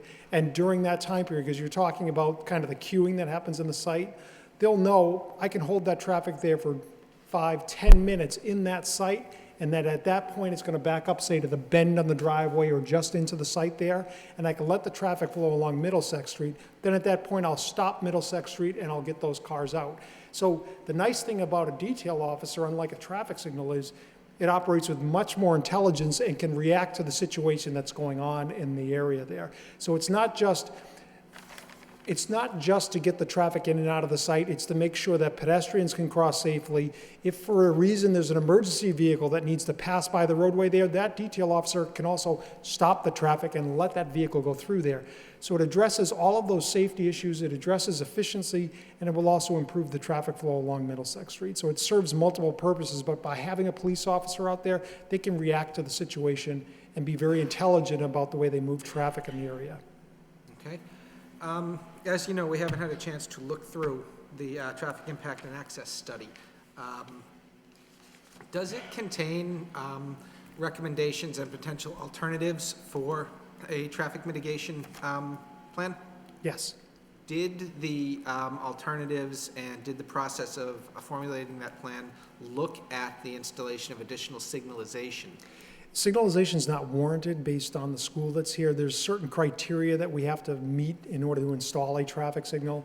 As I mentioned, the volume of traffic that's associated with these projects, it has spikes that occur during distinct time periods of the day, but it's not continuous over the entire day. When you're looking at installing a traffic signal, what you want to see is continuous demand for a solid 8 to 12 hours on a weekday that would meet these criteria. The school doesn't have that. It just has distinct spikes and then it's gone. The other thing is that doesn't carry over into the weekends. Mm-hmm. So that's why the detail officer, that's the appropriate way to deal with spikes in traffic that are very distinct and defined to certain periods of the day. Perhaps I should have made my question more clear. Did you look at the possibility of traffic signalization on Middlesex Street at any of the nearby side street intersections such as Dingwell? We did not, and the reason for that is that there's not enough traffic coming out of those streets. So as a traffic engineer, we wouldn't even consider that as a solution because the volume of traffic coming out of those streets isn't high enough. It just is nowhere near the levels that would necessitate the need for a traffic signal. Even if those intersections are failing, even if there are delays on those streets, the volumes don't suggest that a signal is an appropriate solution. It doesn't meet any state or federal criteria, so we wouldn't even look at it. And when you say that about the volumes, are you discussing existing condition volumes and or projected at build-up both? volumes? Both. You can't, the way that the state and federal criteria work is that as a design professional, we need to evaluate those, and if it doesn't meet that criteria, we cannot recommend installation of a traffic signal. It brings up a whole host of liability issues that no design professional would even touch it. So none of those locations meet the criteria. We didn't look at it, and for all those reasons. It's not even close to meeting the criteria. Okay, all right. And along the same line, your traffic mitigation study looked at the police detail at the entrance and exits of the school. Did you also look at police details at any other locations? Actually, having the two detail officers where we propose them provides the advantage to improving traffic getting out of some of those side streets as well, because the detail officer is going to physically break the flow of traffic along Middlesex Street, a condition that doesn't occur today until you get towards the Work Bridge intersection. So it does that as well. So it has added benefits not only for the school, but also for the neighborhood area, pedestrians, bicycles, and getting out of those side streets, because that detail officer is going to control the flow of traffic. Today, it's just continuous, as was described. Is that covered at all? Yes. Okay, good. Can't wait to read it. You had mentioned at one point that you're recommending certain pedestrian improvements on Middlesex Street. I believe you said sidewalk along one edge that doesn't currently have it, as well as crosswalks. We're recommending a crosswalk at the entrance here into the property. We're also recommending that the sidewalk appears to meet requirements, but there may be sections of it in the vicinity of where we want to have the crossing that would need to be upgraded and replaced. But wheelchair ramps would need to be constructed at this location here because they're not currently there. But there is an existing sidewalk that is there today, actually on both sides of the street where this entrance is. The sidewalk is continuous along the north side. On the south side, it extends from Dingwell Street down to the Rourke Bridge. Okay, so I'm sure there's a number of improvements that could be made there. You say you're recommending them. Is that an offer? That work would be done as part of this project? It has to be. Okay. Because of the fact that what we're doing is introducing a new sidewalk into the property, we're recommending a new crossing. And as soon as you start to go down that path of improving pedestrian access, it needs to be accessible. And so that's where those upgrades take place, and it needs to meet current design standards. So that would be part of the applicant's project? It's recommended as a part of the traffic study that those upgrades take place as a part of the project. Okay. Actually, if I don't remember, I have a question for staff after I'm done here. Okay, two questions for staff. All right, and I'm not sure I understood entirely. This is about the exit. The stop signs at the intersection with the parking lot. Are you proposing a stop sign for parents from the school exiting at that intersection, or just stop signs from the parking lots at the apartment buildings? We have recommended in the traffic study that the stop signs be installed on the exits from both apartment complexes, but not on the driveway here. And that what you would install at this location is do not block the intersection signs. But we're not recommending that you impede the flow of traffic along the driveway there, but that you encourage courtesy. Okay. All right, then my last traffic-related question before I get on to the site questions. You used the term improvement work to the curb cut returns. What exactly does that mean? A wider curb cut, a larger radius? What does that mean specifically? One of the things that we did do, and this goes to the question about the fire truck evaluation, is we actually, and I don't know if it's a part of the site plan submission, we actually did a turning analysis for all types of vehicles going through the site, school buses, a fire truck, and delivery vehicles to the site. And what that analysis showed is that the corner radius on the driveways should be improved, made a little bit wider, so that those vehicles can swing and stay within the width of the driveway. So what's mentioned as corner radius improvements is probably a more appropriate description. Okay. Okay, I'm a pedestrian-oriented urbanist, and the word improvement doesn't necessarily mean wider pavement to me. Correct, right. But again, the nice thing about one-way travel along these driveways is they don't need to be wide. And so when you think about the swept path of those vehicles as opposed to a two-way street, the vehicle can use the entire width of the driveway. But what we're talking about is typical city corner radius, or probably, for a driveway, are probably like 10 feet. It's very tight.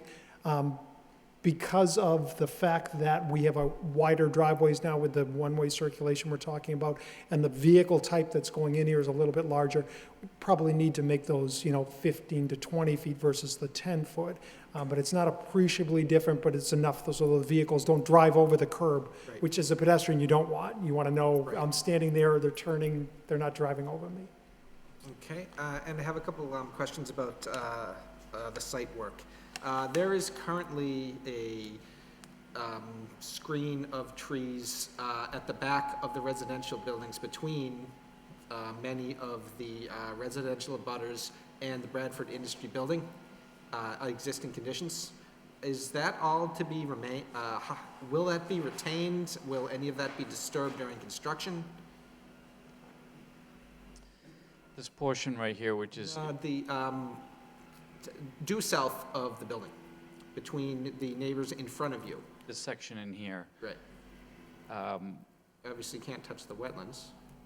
portions of this will be needed to be expanded in order to facilitate some compensatory storage in volumes in this location in here.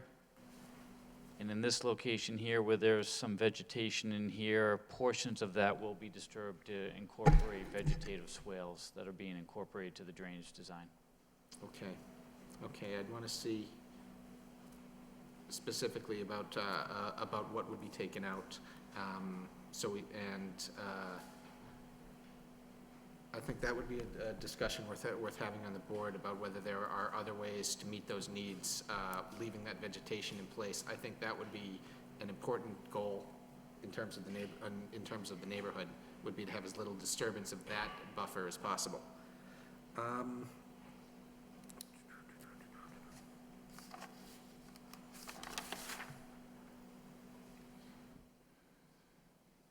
Okay, and a couple of questions for staff.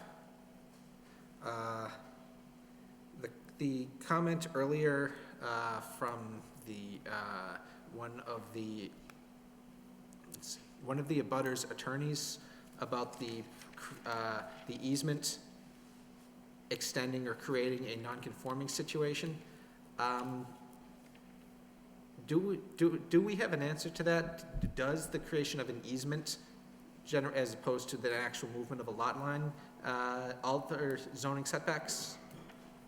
There was, and it was discussed with the applicant and their design team, that when you're altering the egress from the school, and it impacts the parking layout and access for this residential buildings, it could impact its whether it meets the zoning requirements. So we had the discussion with them that, you need to make sure that you're providing the same amount of parking spaces that's provided there now. I believe what's been proposed is that additional parking space will be created on the existing residential property to address the number of parking spaces. That would solve the issue as far as conforming with zoning and the number of parking spaces provided. Otherwise, there's as far as our review, there's no other impacts on the structure itself and whether or not it meets setbacks. So those weren't dimensional issues, that was just parking? Not from our review right now. I mean, as far as you know, there's not any I didn't issues. want to get into a lawyer debate with my brother this evening, but I think to the extent that, and I'm not sure fully what he's referring to, but it's my considered opinion that there's nothing going on there that in any way either diminishes and requires some dimensional issues or problems. Secondly, that's why I mentioned before that this is all site plan review, including that property. So you have jurisdiction, this board has jurisdiction to deal with problems like that and issues like that. And if I need to put together a legal opinion at some point and challenge with that, I can do that. I guess my best answer would be I think he's wrong, If he's going to go to court and raise the issues, I can't stop him from doing that. Okay. If staff thinks that we need a legal opinion on these, we'll get one from the city solicitor's office. And the impact of turning the abutters apartment building, the abutters access and egress from a two-way driveway into a one-way driveway and using the, just as they propose to do on the west side, the apartment building owner turns his two-way driveway into a one-way entrance and starts using the school egress as his egress. Do I understand correctly, there's now a proposal for an abutter near the entrance to turn his two-way driveway into a one-way egress and start using the entrance as his entrance? We had that discussion today with Mr. Bush, who asked us to consider it. Okay. And our answer was, certainly we'll consider it, and it's something that we need to address to the board to see if it makes sense. On the one hand, I think it makes some sense, but I'm not the traffic engineer or whatever. On the other hand, and by the way, what we also tried to address for Mr. Bush was an awful lot of fix-up of what's a pretty ugly area along that line there. And we're talking about doing landscaping, fencing, and grassing for him. So I know that's a little off subject, but in other words, that's some of the things we'll probably be tweaking into our next proposal. And again, I'm very much aware that this board has the power to set conditions. And I don't know, I'm not going to, again, speak for Mr. Bush, but I think I can say that he asked us to consider it. Whether or not he's going to ask the board to consider it is another question. Okay. I'm not looking for an answer from staff tonight, but when we get a staff report on this, I'd be very interested to hear your opinions on the benefits of doing that at both the entrance and the exit. And that is the sum of my questions. Before I start, I'm just going to ask, Aaron, does Plan and Development have anything they want to add before I ask a few questions? I know you did give us a memorandum dated November 28th, 2012. Through your discussions with other departments in the city, anything further you want to comment on or anything you want to say? The only thing that I'd add to this is that in further discussion reviewing this latest plan over the last week, we have reviewed and discovered that they would need to seek a special permit for driveway length. And so there's, on both the access and egress, we would want to make sure that that's part of this discussion. Originally, where there was some back and forth on whether or not the right-of-way on the east side of the property that was just part of the discourse for access to the site, was whether or not, that distance actually was beyond the 200-foot minimum, or maximum, pardon me, that's required by the zoning code. So as the board knows, an applicant can seek a special permit to extend that dimension, that length, beyond 200 feet with a special permit from the planning board. So the procedure for that would be just to send out another letter clarifying that the vote would be for site plan review and special permit. We've already had a conversation with the applicant and their counsel on what that process would look like.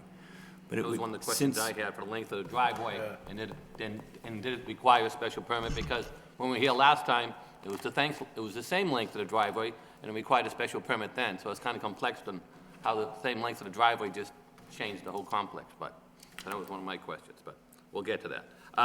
But prior to that, I know we did get a thing from Aaron that indicates some of the concerns he had, and some of the concerns were that the following items that we need to have completed for the site plan review, which is a traffic impact report, stormwater management report, operations and maintenance plan for stormwater infrastructure, environmental assessment report, architectural plans, and landscaping.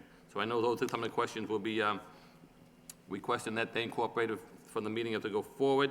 I know there's a question about the railroad tracks, about whether they're abandoned or not, and also a question they had about the parking spaces and the future development of the high school, and also talking about the narrative does not address the natural area protection and enhancement of the wetlands located. So hopefully those will be ready for the next meeting. So a couple of my particular questions getting in, I'd like just to ask, let's see, who do I want to start with?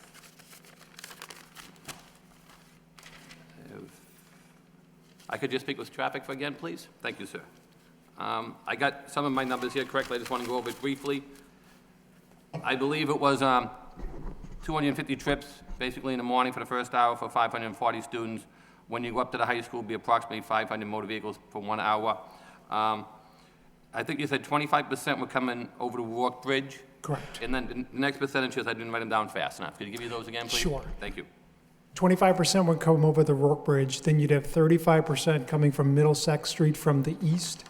You'd have about 35% coming from the south on Wood Street, and then we said about 5% would come from Middlesex Street from the Chelmsford side. Okay, thank you. So the other question I had was how long was the driveway? Do we know exactly how long the driveway is? Matt? Coming into the site, 550 feet from the street to the school. 550 feet, so basically, as indicated before, that you need a special permit to get the driveway in there, because I know the last time was before us, that was one of the requests we had, so therefore, 550 feet, I believe, was it 200 feet they need, Aaron, to trigger a special permit for the driveway length? I think it's 200 feet. 200 feet, okay. One of the questions I had is, since this is going to be a phase, where will the other two buildings be on site? So if we're starting K through 5, then we're going to go 6 through 8, where would that development be located?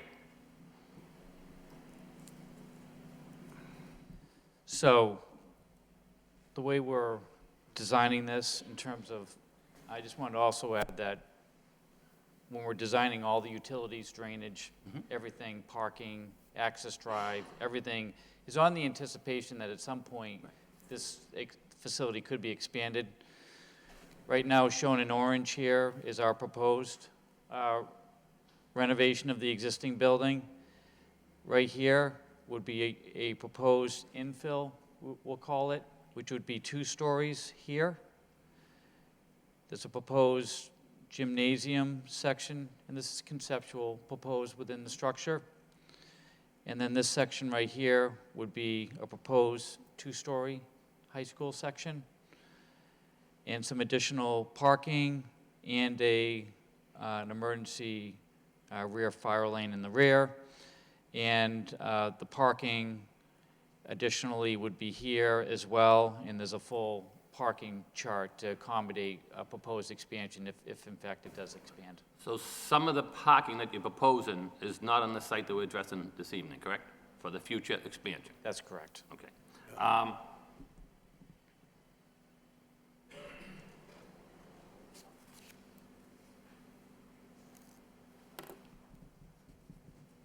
Do you know how often the railroad cars pass in the rear of the building? I know that was a question that was brought up at the preliminary. I believe your indication was maybe once or twice a day, and one of the persons who spoke that evening said it was more like 8 to 10. Do you have any idea how many there is? And if you don't, my next question on that would be, if you're speaking with the railroad to abandon the rear, can you find out from them? We'll get you that information. I do not have the exact schedule. I don't know if it Because changed. I know there's talk about the loading bay in the rear. Yep. And you know, where in the K through 5 is the cafeteria going to be located? Are you going to have a cafeteria? They actually, they call it a multi-purpose room. Okay. And what they do is they use it for multiple purposes. They do, what they do is they bring the food in. They have warming stations, so it's not your conventional cafeteria style.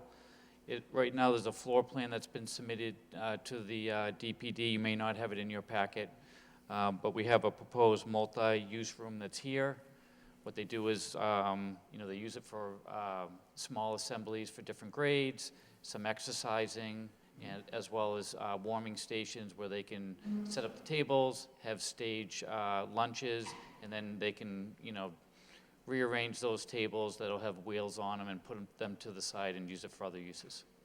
Because my question was was when you're having deliveries, how are they gonna be set up compared to where the dumpster's gonna be? Because majority of your deliveries, I believe, will be food, and a lot of Yep. your waste will be from the cafeteria. Some of that can actually happen in the entrance, Okay. if they're coming off with the trays full of the pre-made meals. And we can also come in through this fire lane as well here, and come in through this section here. And could those deliveries be staggered so they will not affect my operation of school hours? Oh, absolutely. Okay. You also mentioned that you're going to request to get a sewer tie-in from Chelmsford, so you have to get approval for Chelmsford and to the city of Lowell as well then? Well, right now, there's an existing sewer connection to the 12-inch line that's also within Middlesex Street. Right. It's been recommended that they would rather see us make a tie-in to the city of Lowell main, and there's other properties along Middlesex Street that are tied into that sewer. Very familiar with those and some of the issues that arose with the city on it. Okay, yeah, good. So we would provide that connection, make a termination manhole right here, run the force main work into the site so it's there. And if we need it, we'll use it. If the existing line can be utilized for the first phase of this, then we'll use that. But we'll make sure that we put the controls in to either use the existing for the use that's being proposed now, or accommodate for any pump station that would be required to pump it to a termination manhole, but the connection will be made across Middlesex Street, tied into that 30-inch line, so that that'll be there if it's needed. So basically, you'll be coming through Lowell and line then?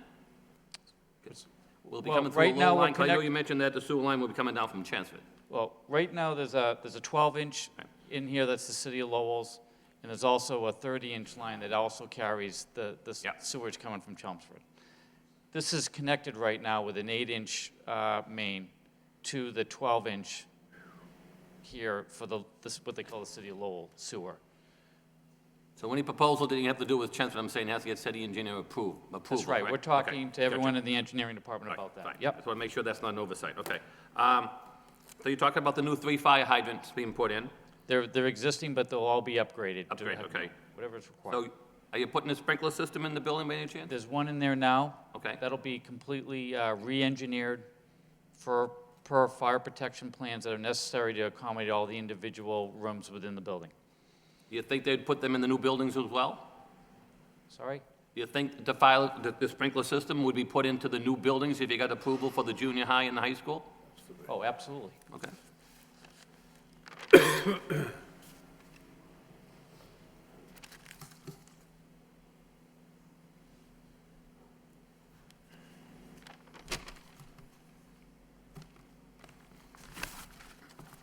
So I know a lot has been said about getting in and getting out, because that's been a concern on this site in the past when other developments come in. So if we can just start with going into the site again, if we could for a second. To the right, you have what, Village Condominiums? Right there. And to the left, I think it's what, Middlesex Holdings LLC? So presently, and some of the problems we had in the past was some of the people from those condo associations were parking in what's known as your driveway. Yeah, right. You know, we've been up there several times, looked it over, there was trucks parked there, there was other cars parked there, and that was a major concern we had in the past due to the fact when, on the past project, your entrance was gonna come in right over the wetlands.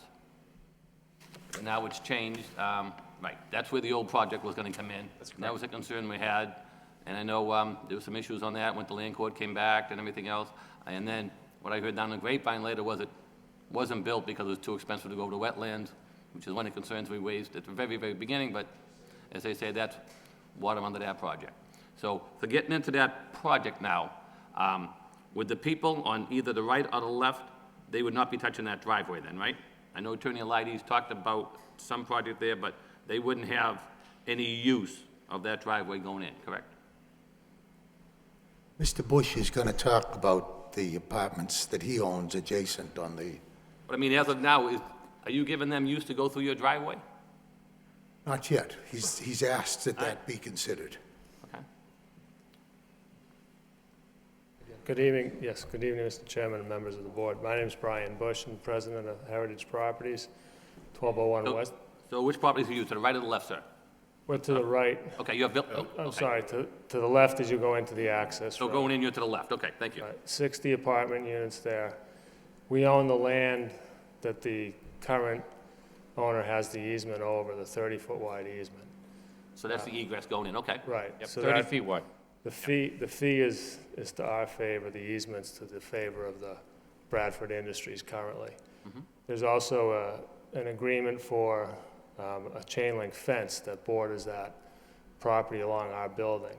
That easement provides for the maintenance of that for Bradford Industries, but not the obligation to do that. So when I found out about the project, I asked the proponents if they would consider taking care of some of those issues there that are a little unsightly and that I didn't think would be appropriate for the school. In addition, we have a bit of a traffic conflict on our site from time to time with people coming and going to the entrance, the one entrance that we have that is quite narrow. And the thought was that maybe we could consider access to the property through the shared driveway proposed for the school in 2 locations to access our parking lot, and then to exit our parking lot directly onto Middlesex Street. And that was something that we just brought up today. So you would actually go in the driveway, take a left into your complex, and then take a left to go back out into Middlesex Street? Right, like a So you wouldn't have to go through the whole site? A U-shape, that's right. There's 2 different, right? It's not really shown on that plan, but there's 2 sections to our parking lot between the 2 buildings. There's one building out on front and one building behind that. There's a parking lot behind both of those buildings. Correct. So we would potentially access, and that's really just at the discussion purposes that I had today. I'm not saying it's your building or the building to the right. The building to the right is what, another condo association is? Yes, that's correct. Yeah. We have no affiliation with that. I know in the past, the problem was that there was people parking in that driveway length, which gave a major concern about emergency vehicles with those parked there. I mean, when I visited in the past, being up there, there was box trucks and others, whether they're people visiting there or members of that condo association, either way, that was a major concern, and that was one of the concerns that was sent back to us from the court, and that's another area that we have to address when we come in, so. Okay, that answers that one question, so. Thank you. Thank you, appreciate it, sir. I'd like to add, Mr. Linehan, that there would be a sidewalk there proposed and a curb. And I would like to add that there are going to be security cameras that are going to cover this whole location, which I think are going to be And I understand important. that, I know security cameras don't move cars, and neither do signs, so. Well, we That's why talked, everybody gets parking tickets and speeding tickets. 'cause they don't obey Mr. the Bush rules. said that he'd be glad to furnish license plate numbers to us so we know Well, that's where part they're of the coming from. stipulations we have to do with the other project, but we'll get to that too. All right. So now, getting back out. So I understand that when you're coming out the driveway, the parking complex to the left now, they're gonna have to use the exact same exit, correct? So the people to the right, the other side, right there, they're gonna have to come out the same exit way as the school. That's correct. All right. So if their people in their condo want to leave at 2:30, they're going to have to wait for all the buses, all the queues, and everybody else to pass so they can get out. I guess, in part, I'm going to submit that it's going to be easier for them because with a traffic officer there, they're going to have access to the roadway out, and they just need to get in between a bus or a car or So something you coming out of there. think they will have easier access getting out after there's 1,200 students, or now when there's no students? You're saying it's After the easier now? 1,200 students? You're saying it's easier for them to get out now without a school there, the way Bradford operates, instead of just if we had the school population in there, it's going to be easier for them to get out? That it's easier now? Yeah, that's my question. I don't think it's easier. That's my or- question was, aren't they gonna have a harder time getting out of their parking facility with the added traffic flow of buses and parents picking up the queuing? I'm not a traffic engineer, but it seems to me that they're getting 2 ways out now, that they only have 1 way out at this time. I understand that, but I would also say that they're gonna have a lot less traffic to deal with, it would be a lot less easier to get out. But go ahead, Mr. Ham. But what I can say to that is that they were currently coming out here. Right. Okay. And they were also able to come out here. Yeah. But Now they they will have to now, deal with the they will congestion now of the be able school. to come out in what we feel is going to be a safer exit. And when it is busy, there'll be a police officer there to help them get out. If they need some additional But I'm assistance. going to say, obviously, it's going to be harder getting out than it is presently, because of the Well, there influx will of... be one less exit. Yeah, but I know, but now they don't have to wait for buses, right? They- I mean, the they buses are. aren't I going to mean, vanish. yeah, I The mean, bus is it's- going to add traffic, it's going to make it a little more difficult getting out.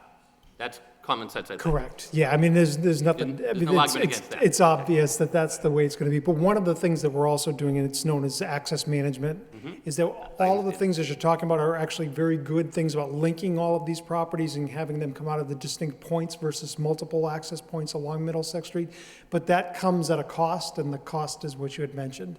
It's going to be more difficult during those time periods to get out, but it creates a safer condition on Middlesex Street by having the traffic all access from internal and then out at distinct points, but it creates additional delay.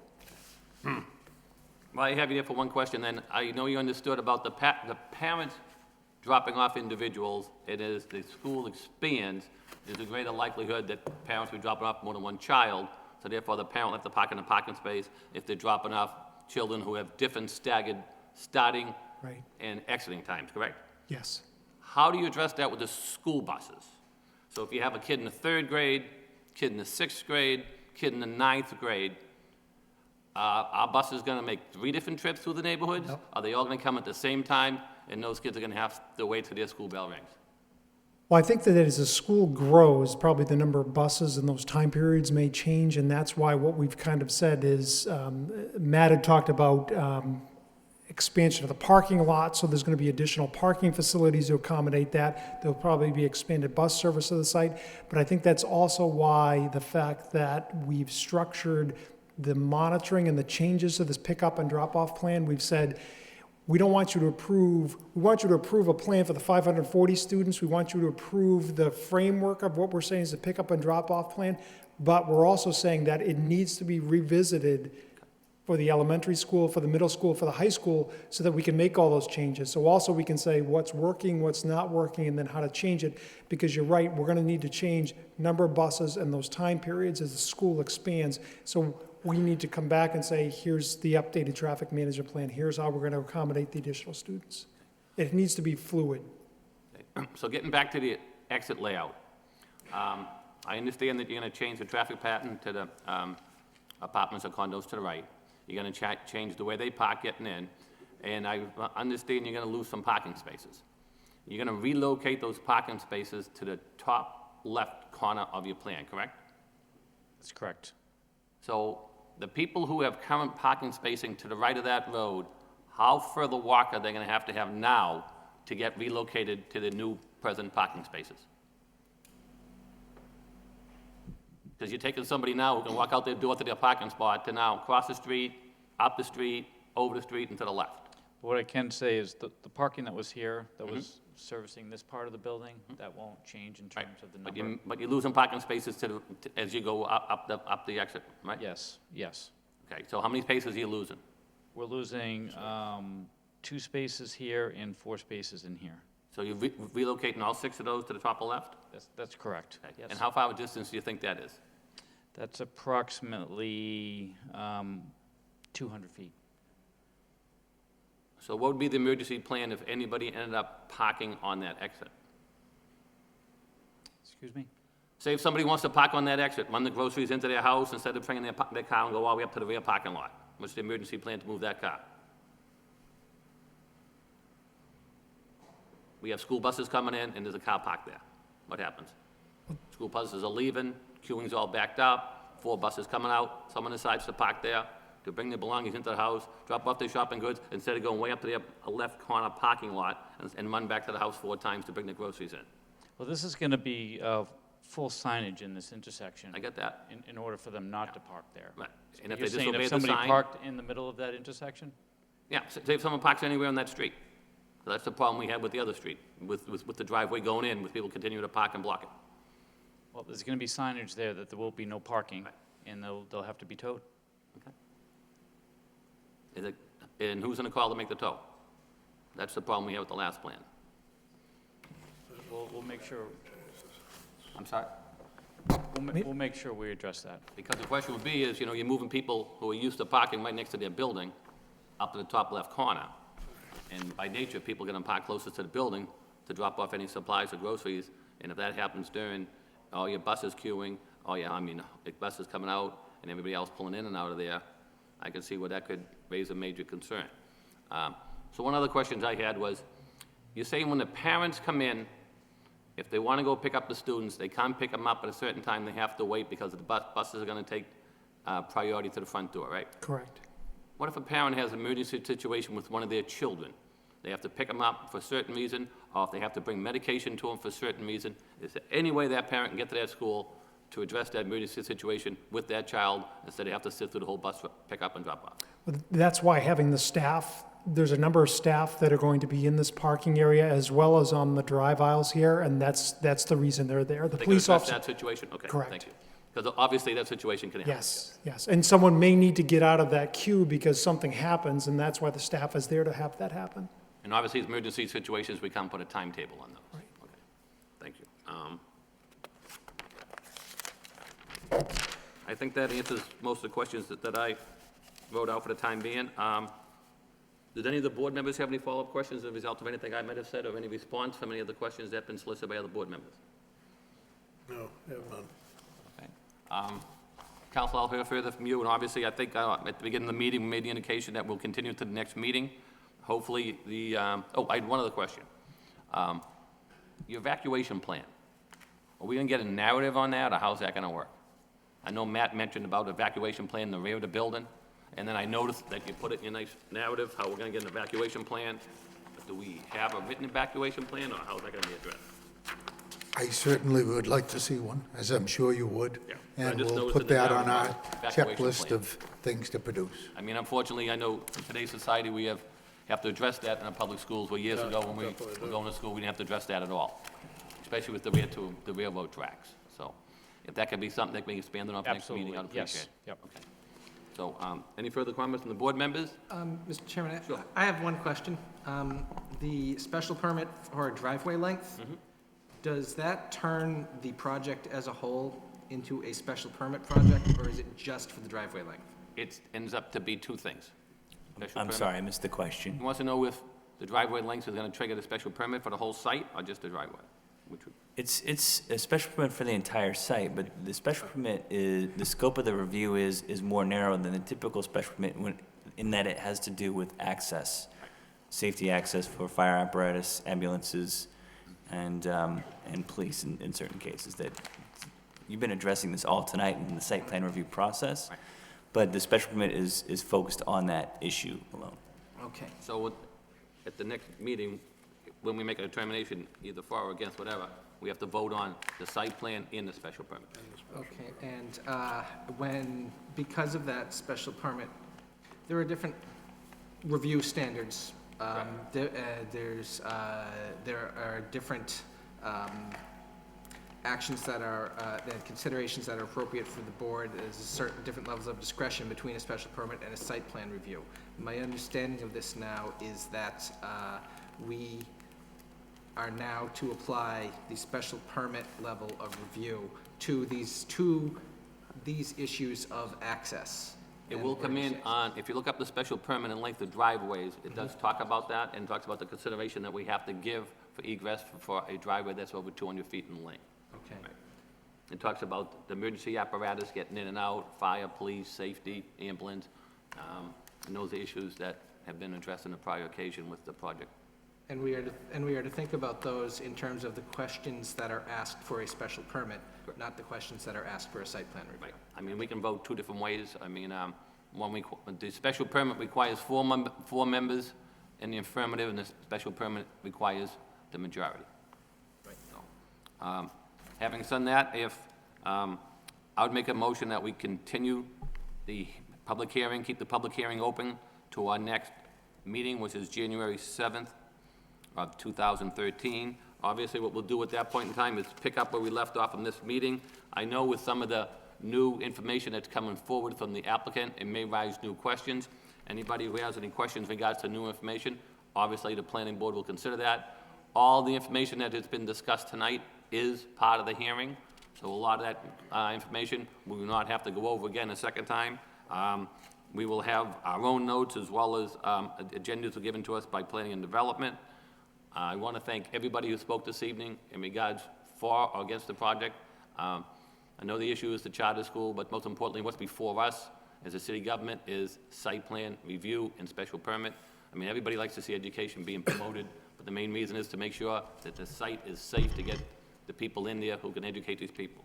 I think the only other question I had that I did forget was, where will be parking for staff, employees? That parking will also be facilitated within this parking area here. As well as students? Because indicated, I know Mr. Dirt said, you know, we have kids who are juniors and seniors of high school who do drive to school. Yeah, at that point, we'll address where the students would be potentially parked, whether they'll be given parking passes or whatnot. And we also have the additional parking area here as well, which I know you have the parking area down the right, so hopefully it'll be big enough to accommodate what comes in the future. Because we had quite a few issues on this on one of our Catholic schools here in the high school, has how that got bigger and bigger in the traffic counts and how it affected the neighborhood and was brought before the board on several occasions. So we do have some experience on that. Yep, and I'd also like to note that that can be regulated with parking passes as well for the seniors. And that's what they basically had to do, and then they had to limit the amount of parking passes. Yep. And remember, we also have this recreational field, if needed, to expand into, although we'd So then the rather other thing- not, but, you know, it's The there. other thing we'll have to continue to look at is the green open space, as well as, you know, snow removal and dumpsters, and make sure that doesn't, by adding all that, you don't take away from the green space and the snow removal and the parking facilities that you need for the future expansion as it grows. So saying all that, I want to thank everybody who spoke this evening. Mr. Chairman, I'll Yes. second your motion to A motion made continue. to continue the matter to January 2nd? Yeah, sure. Counselor? No problem. To understand what special permits are being required, it's 2 special permits because one is, they're different lengths, different conditions. I One for believe that- access in and one for egress out would be 2 special permits, correct? How far out is the access? While we're debating the subject, Yeah. I said before, I've said it again, and I have not conceded that a special permit is necessary. I'm willing to go through it. These are pre-existing, non-conforming roadways. It's the only way in. They've been approved that way, and they've been used that way since the beginning of time. I understand that, but now you have a different use on the site. So I think the grandfather clause goes out the window when you change the use on the site. Different use. That's my opinion. Different, yeah, me too. I mean, you know, if Bradford Industries was given it to another industrial area and they were gonna do it just to bring the tractor trailer in, I would hear you. Now that you changed it, 1,200 students, employees, service bays, I disagree with you. So the question is, getting back to, how far out is the driveway coming out? The lake coming in here. Yeah. 279 feet. Okay? Here to the building. Okay. Now, coming out, the next question was what council had was coming out, correct, council? Right. Yeah, so you're getting out, how far was that road? 267 feet. Okay. Okay.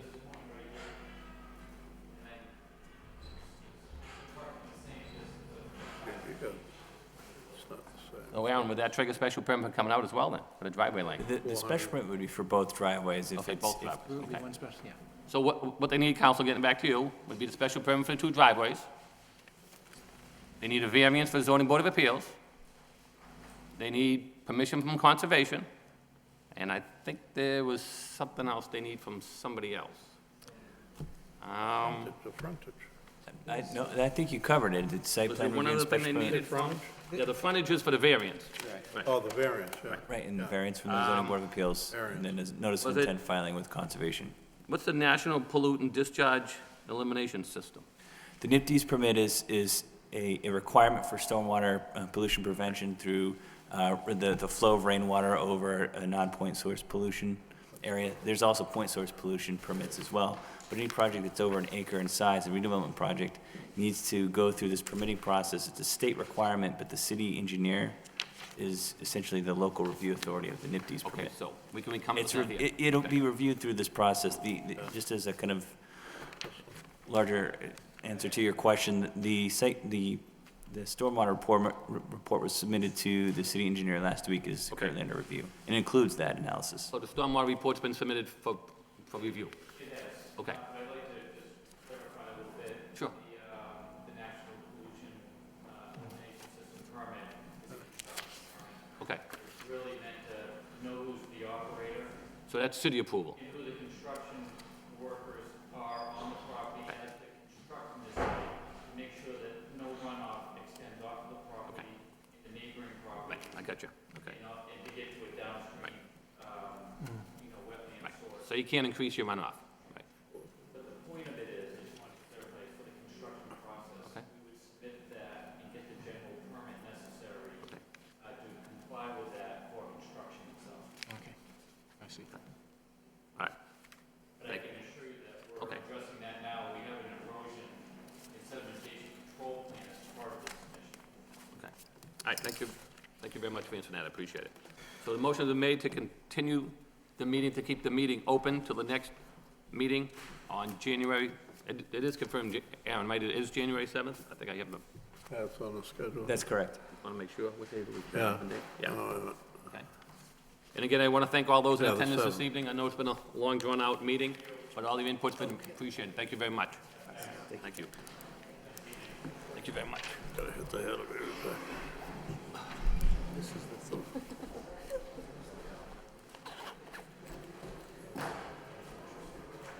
Which we're going to take 5 for a minute.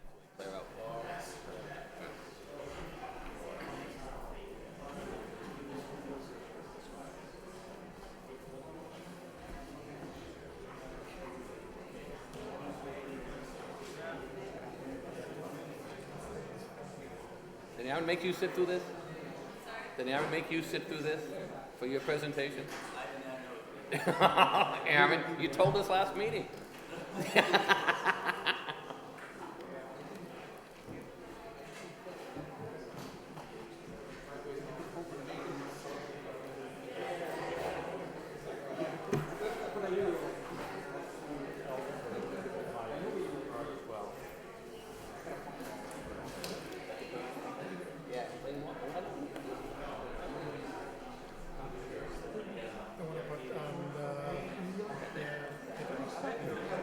It's a snappy, very good.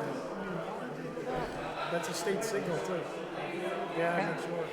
Yep. They can. But they may be concerned about the traffic, they send up the bridge, so that may be one of the reasons why they're holding it on one side. Good seeing you. Yeah, I'll send you, the full chapter. I'll just, thank you. Without the minutes, but let me know if you need it. If we do, I'll let you know. Yeah, that's 5 minutes. Yeah, exactly. But I can send it by, I'll send something so you can download. I appreciate it.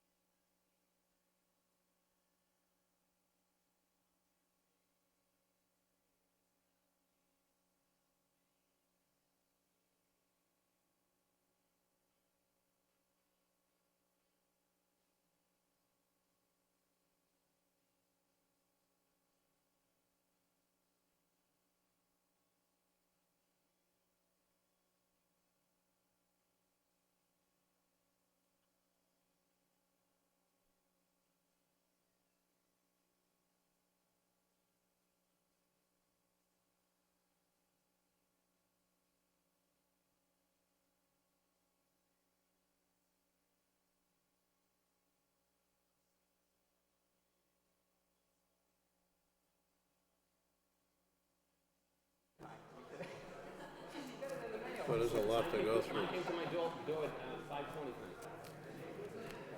You what, Tom? I get the mail at 5:20 tonight. Oh, yeah, I know. A lot of information here, my gosh. Yeah, we can do that. I don't think we can do that either. Let's see if it's right here.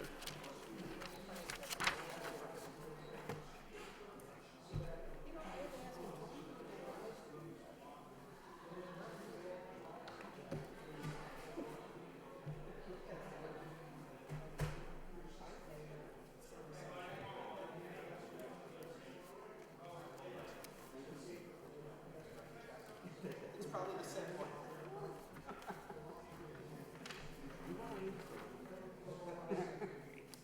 I don't think his special permit sticks up because he needed it last time. Which one? What? Special permit getting in. That's what the issue was last time. Oh, yeah, it When Flood was. addressed it for us last time. Sure, I remember it. Yeah. He said these grandfather had, it's a whole different use. Oh, no, the use changed.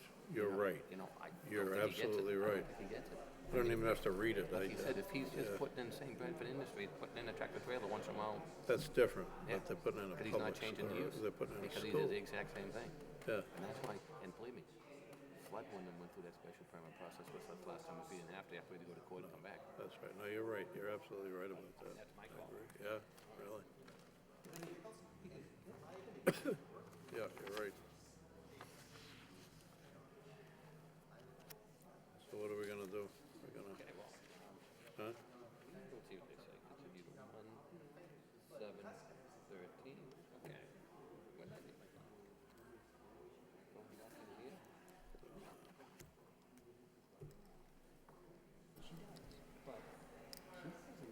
Okay, moving along on the agenda now. On the next matter, we have the draft master plan presentation. Planning Development staff will present a draft version of the City of Lowell master plan update. Aaron, how long do you think this presentation will be, or? It depends on how many questions you have, and have none. since you got the plan today, you're right. I have none. 5 minutes? Mr. Chairman? I would actually...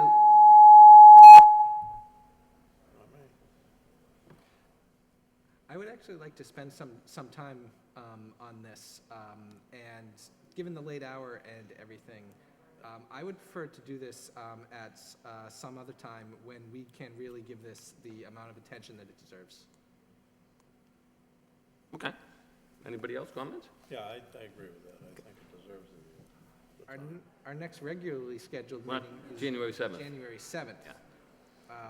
We don't know exactly how much of an agenda we're going to have on that. We're gonna have the continuation of this, which will probably be maybe only 3 hours. This only took 4, so next time will be 4, so this one, will be- so you figure it'll be 2/3 as long. So just a couple pieces of information to help you make a decision on when, and if you want to actually push it out tonight. We are looking at having the follow-up public meetings on January 7th and 9th. And this is where we'll have an opportunity to meet with the public, and the public will actually have an opportunity to read the plan with us and provide comment. So the January 7th isn't actually a great night because we're going to be out in the city presenting the plan to the public and looking Plus, we for get the soliciting comment. continuation of this, yeah. Yeah, and at the same time, we also wanted to make sure that the planning board, although on the 9th you'd have that opportunity, would have the opportunity to show up to those meetings if you just wanted to hear what we're receiving as far as comment. What we could do, if you like, is, since we only have one meeting this month in December, is schedule a special meeting on the week of the 17th. You know, it's difficult for the holiday season, but if we have a single agenda item, I think a presentation and robust discussion would last no longer than an hour. I have a conflict on that evening, though. I have a... Yeah, so the question I would have would be, if we didn't do it this, we could ask who's present tonight, and also reach out to Mr. Genman, who's unavailable this night, to see what night would work best for everybody. And I know with the conflict with the room, to me, if we have to go down the hall, because I don't know who'll be sitting, because on the Monday night, ZBA is the 10th. ZBA is the 10th. There's nothing. I talked about, the only thing they have on is this tonight, and that's gonna get bumped because we didn't vote tonight. Correct. 17th would be open. We would have this room. If any other day that week, I don't know if there's any conflicts on Wednesday, but we can check the schedule. Either way, like you said, we can go to the mayor's reception room and provide Is some this sort going to of be review a that. presentation that's going to be on one of these TV screens? And we can coordinate that too for that meeting. All right, because I'm just saying, if, depending on what the availability is for the room, if we're down the hall, because it'll be kind of an informal matter anyways, it's just a presentation, right? I don't see any problem with having that So, discussion. we want to vote on Pickle Night tonight, or do we want to just say what works for everybody? I want to double check what I have on, I'm not sure right now, I didn't bring my calendar with me. Or if we want to just do it by email, and then we can pick one tomorrow or the next day, once we get back, everybody has a chance to look at their schedules. Could we do that, Mr. Chairman? Because we have Mr. Gendron as well, Yeah, so he's that's not what here I'm this thinking, evening, so, yeah. if you know, you. And I know I have a conflict. Okay, so we know that, and then, so if you want to send out an email, see which night's good, Aaron can check with you what your availability is, and hopefully we'll have a consensus on this.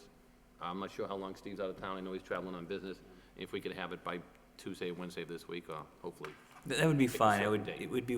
It would be good to vote to continue it to the week of the 17th or something like that, just so we have it on the record that it was continued for a future date. We need at least 48 hours to publish it, as you know, so that gives us plenty of time.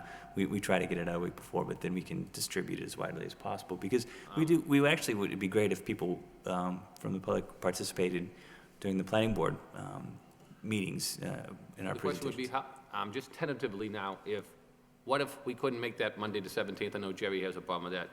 Is the Tuesday available for most people at this time, if they know? Yeah, it is. I mean, I'm just trying to, I mean, I don't, like I said, I don't have my calendar with me because I figure we're done till next year, but, I mean, just, why don't we start with maybe looking at Tuesday or Wednesday? Yeah, I mean, both of those days seem fine. We can work a room. It's just want to make sure that the schedule. Then we get the works best. general consensus by everybody, see which day works best? Yeah, are we ruling out the 10th? Yeah, because I think the ZBA would be. I would anyways. recommend not having it on the 10th because the zoning board is in this room. Yeah, I'm not available the 10th either now that I think of it, yeah. I have a different meeting, so. Yeah, and you have a meeting the 10th too, okay. The other thing we can do, now that you mentioned it, the zoning board of appeals, we can also invite the zoning board to participate in a public meeting with you as well. I would recommend that, work around the planning board schedule because of your direct involvement with approval of the final plan, but we can communicate with zoning board members to inform them of the meeting of the week of the 17th, and then give them an opportunity to sit on perhaps a joint meeting, a joint special meeting. If we don't do the 17th or even the 18th, right? They're Yeah. the week of the 17th, so it could be the 18th or 19th. All right, so, at this time, we'll make a motion to continue it to December 18th, tentative to the approval by the board members. I'll second the motion. And then if we get feedback that doesn't work, I can, as chair, I can always call another special meeting. This way we have a definitive date down, which is what I think you're more or less looking at. Then when people have a chance to check their schedule, send an email out to Steve. Usually if he's traveling, I know he still gets emails. Yeah, I mean, so. Sorry to keep you out tonight, Allegra. All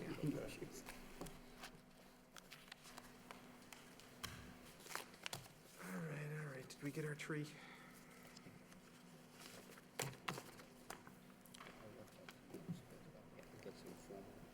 Yeah, okay. What I'm gonna do is I'm gonna go through the other 2 minutes, we can get those out of the way and we'll save them, okay? We got a couple other things, okay?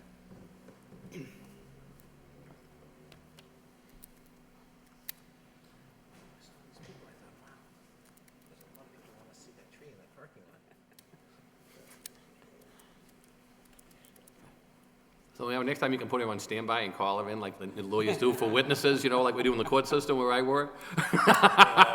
And then when we get to wrap it up, you can come over now, So. Do you get beepers with that? Huh? Do you get a beeper with that standby system? Standby. Be over cobblestones and we'll call you when we need you. So, all right, so that's moving along. So sorry to make you come this evening and then postpone it. You can blame Aaron for that. Because when he told us he was gonna put it on tonight, we told him it'd be a long meeting. He said, that's okay, she doesn't mind hanging around. So, so moving along, we have 1733 Middlesex Street, administrative review of the site plan. I know this was before the board at the last meeting. They had some comments and concerns, and they put on today. I know we already spoke with you at length today on the phone, preparing for tonight's meeting, and you have an update on this? So I don't really have any new plans. I don't believe that for the planning board to review. I just wanted to make myself a little bit more available. I was more involved with the landscaping plan post-approval than Joe was, so might be able to answer some more specific questions that you might have relative to this project. Did you get the latest or the last site plan review, or site plan approved plan at the meeting on the 19th. I'll hand it out and we can just kind of discuss it. I don't remember seeing that in my packet, but, No, we didn't get that. I didn't get that again. We had one last time. yeah, I think I brought that material with me if need be, but, can we, do you have one more? We can, if they want to share one, we can share one down here. Okay. How many you got? Okay, you with him? Okay. Okay. Oh. Oh, okay, no, we can look at these two together then. Okay, no problem. All right, we can. All right. Yeah, this is the one we saw that has the Okay. long length of uninterrupted parking. Okay. So I think, if I understand correct, thanks, I think the question or the issue that came up in the last meeting was landscaping in the interior of the parking lot, particularly with respect to the landscaping along the east parcel boundary.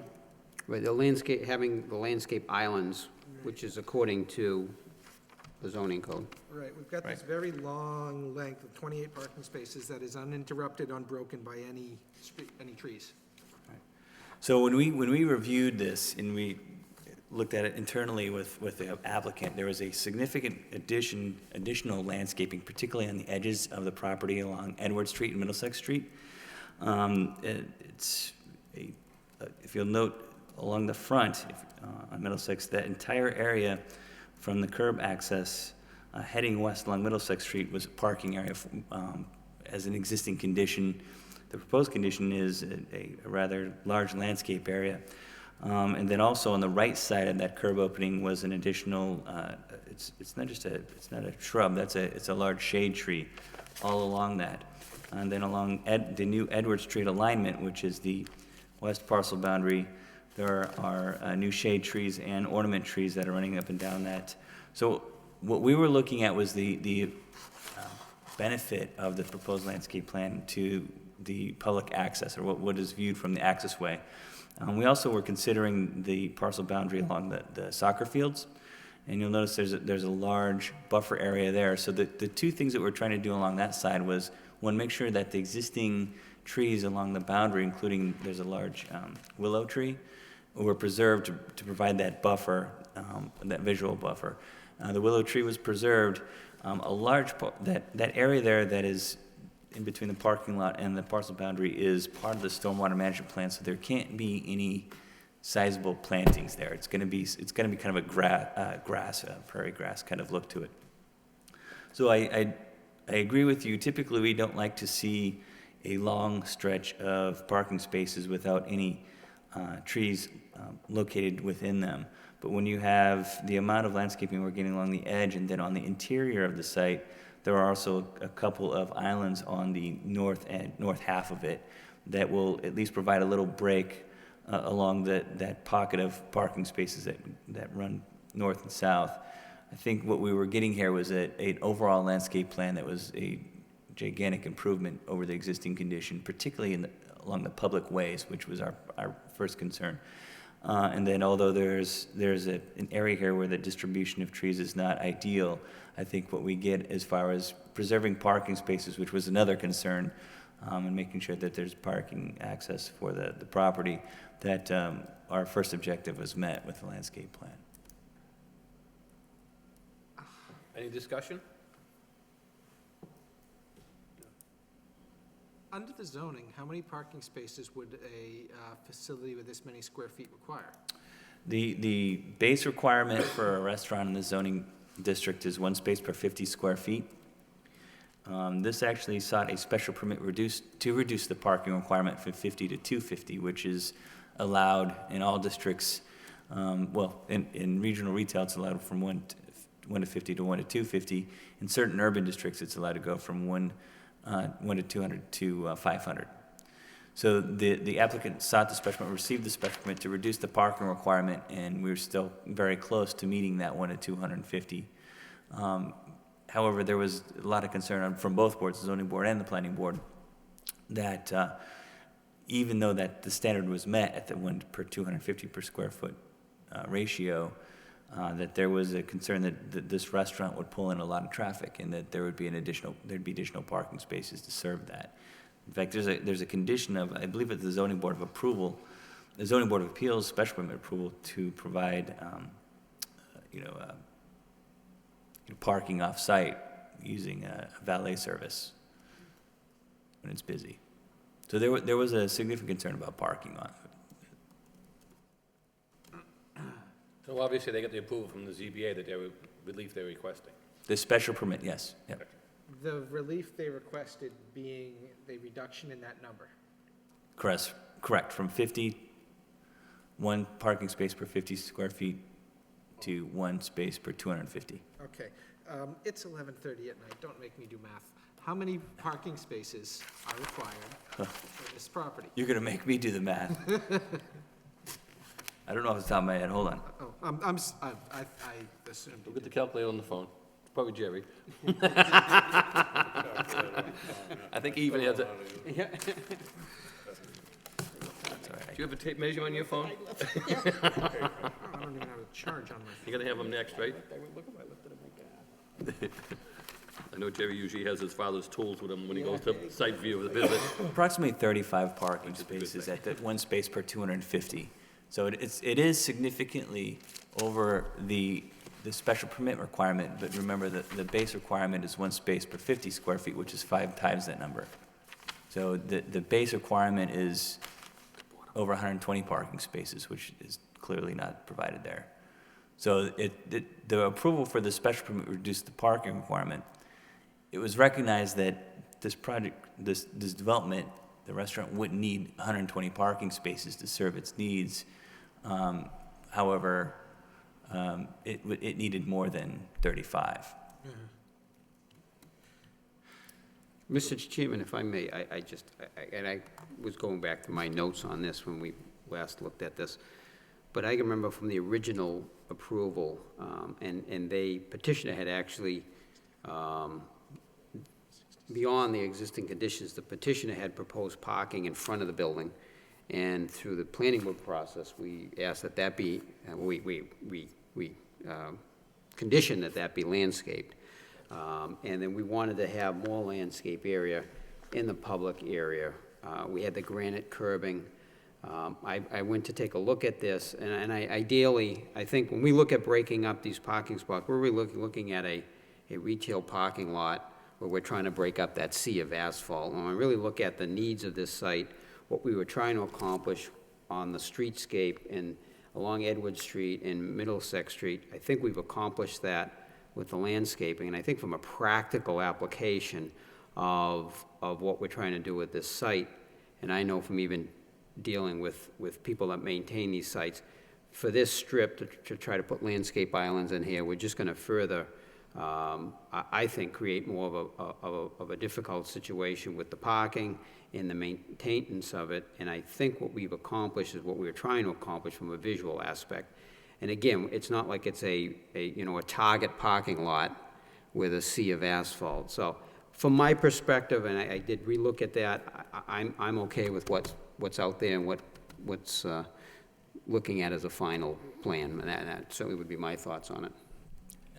That's a great point, and I'm glad you brought that up. Usually when we're looking at something where a larger parking lot where there's a concern about a large area of asphalt that's going to have a heat island effect, it's when you have multiple parking pockets or number of aisles together, and it's a more kind of a circular or rectangular kind of shape, where it's like this one where it's one single pocket, one that goes north and south. You don't have that issue popping up as much in a site like this. So we were, again, going back to Jerry's comment, much more concerned about the view from the public way.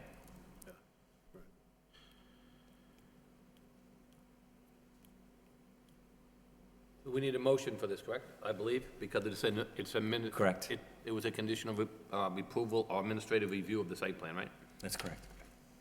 Mr. Chairman, I'll make a motion to approve the landscape plan as submitted. I'll second the motion. Motion's made in second. All in favor, say aye. Aye. Chair votes yes. Any opposition? Nay. And the motion carries.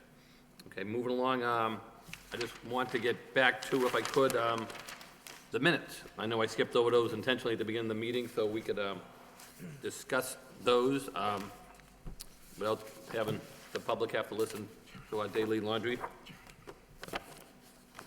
I believe we have 3 sets of minutes, I believe, October, September, and November. I believe if we could, on the September 20th, I'll take them in order. I believe if we could continue those to January 7th. I know I spoke with Board Member Mr. Fischett. There's a couple more comments that we wanted to add into the length of that meeting. I mean, about some of the concerns we had. I don't think all of them were addressed. I spoke with Jerry a little while ago. He said he didn't have a chance to put them into writing to send them in. I mean, the discussion was kind of brief, and I think, you know, after being here for 3.5 hours that night, we'd like to add a little bit more into it to be consistent with the same issues that we addressed when we had this matter before us in the past. Anything further, Jerry, you want to add? I know you're not. September 20th. Yeah, I mean, that's the one, we, you know, all on, I'm not too concerned about Rock Street. I think it's more Westview Road, right, Jerry? That is correct, Mr. Chairman, and whether other members as well may want to add, but I know there was a lot more discussion relative to the application of this project to the master plan. Right. And some of the issues that I really would think are pertinent to the, you know, to the minutes, so. I thought the largest and most important issue that we brought up in the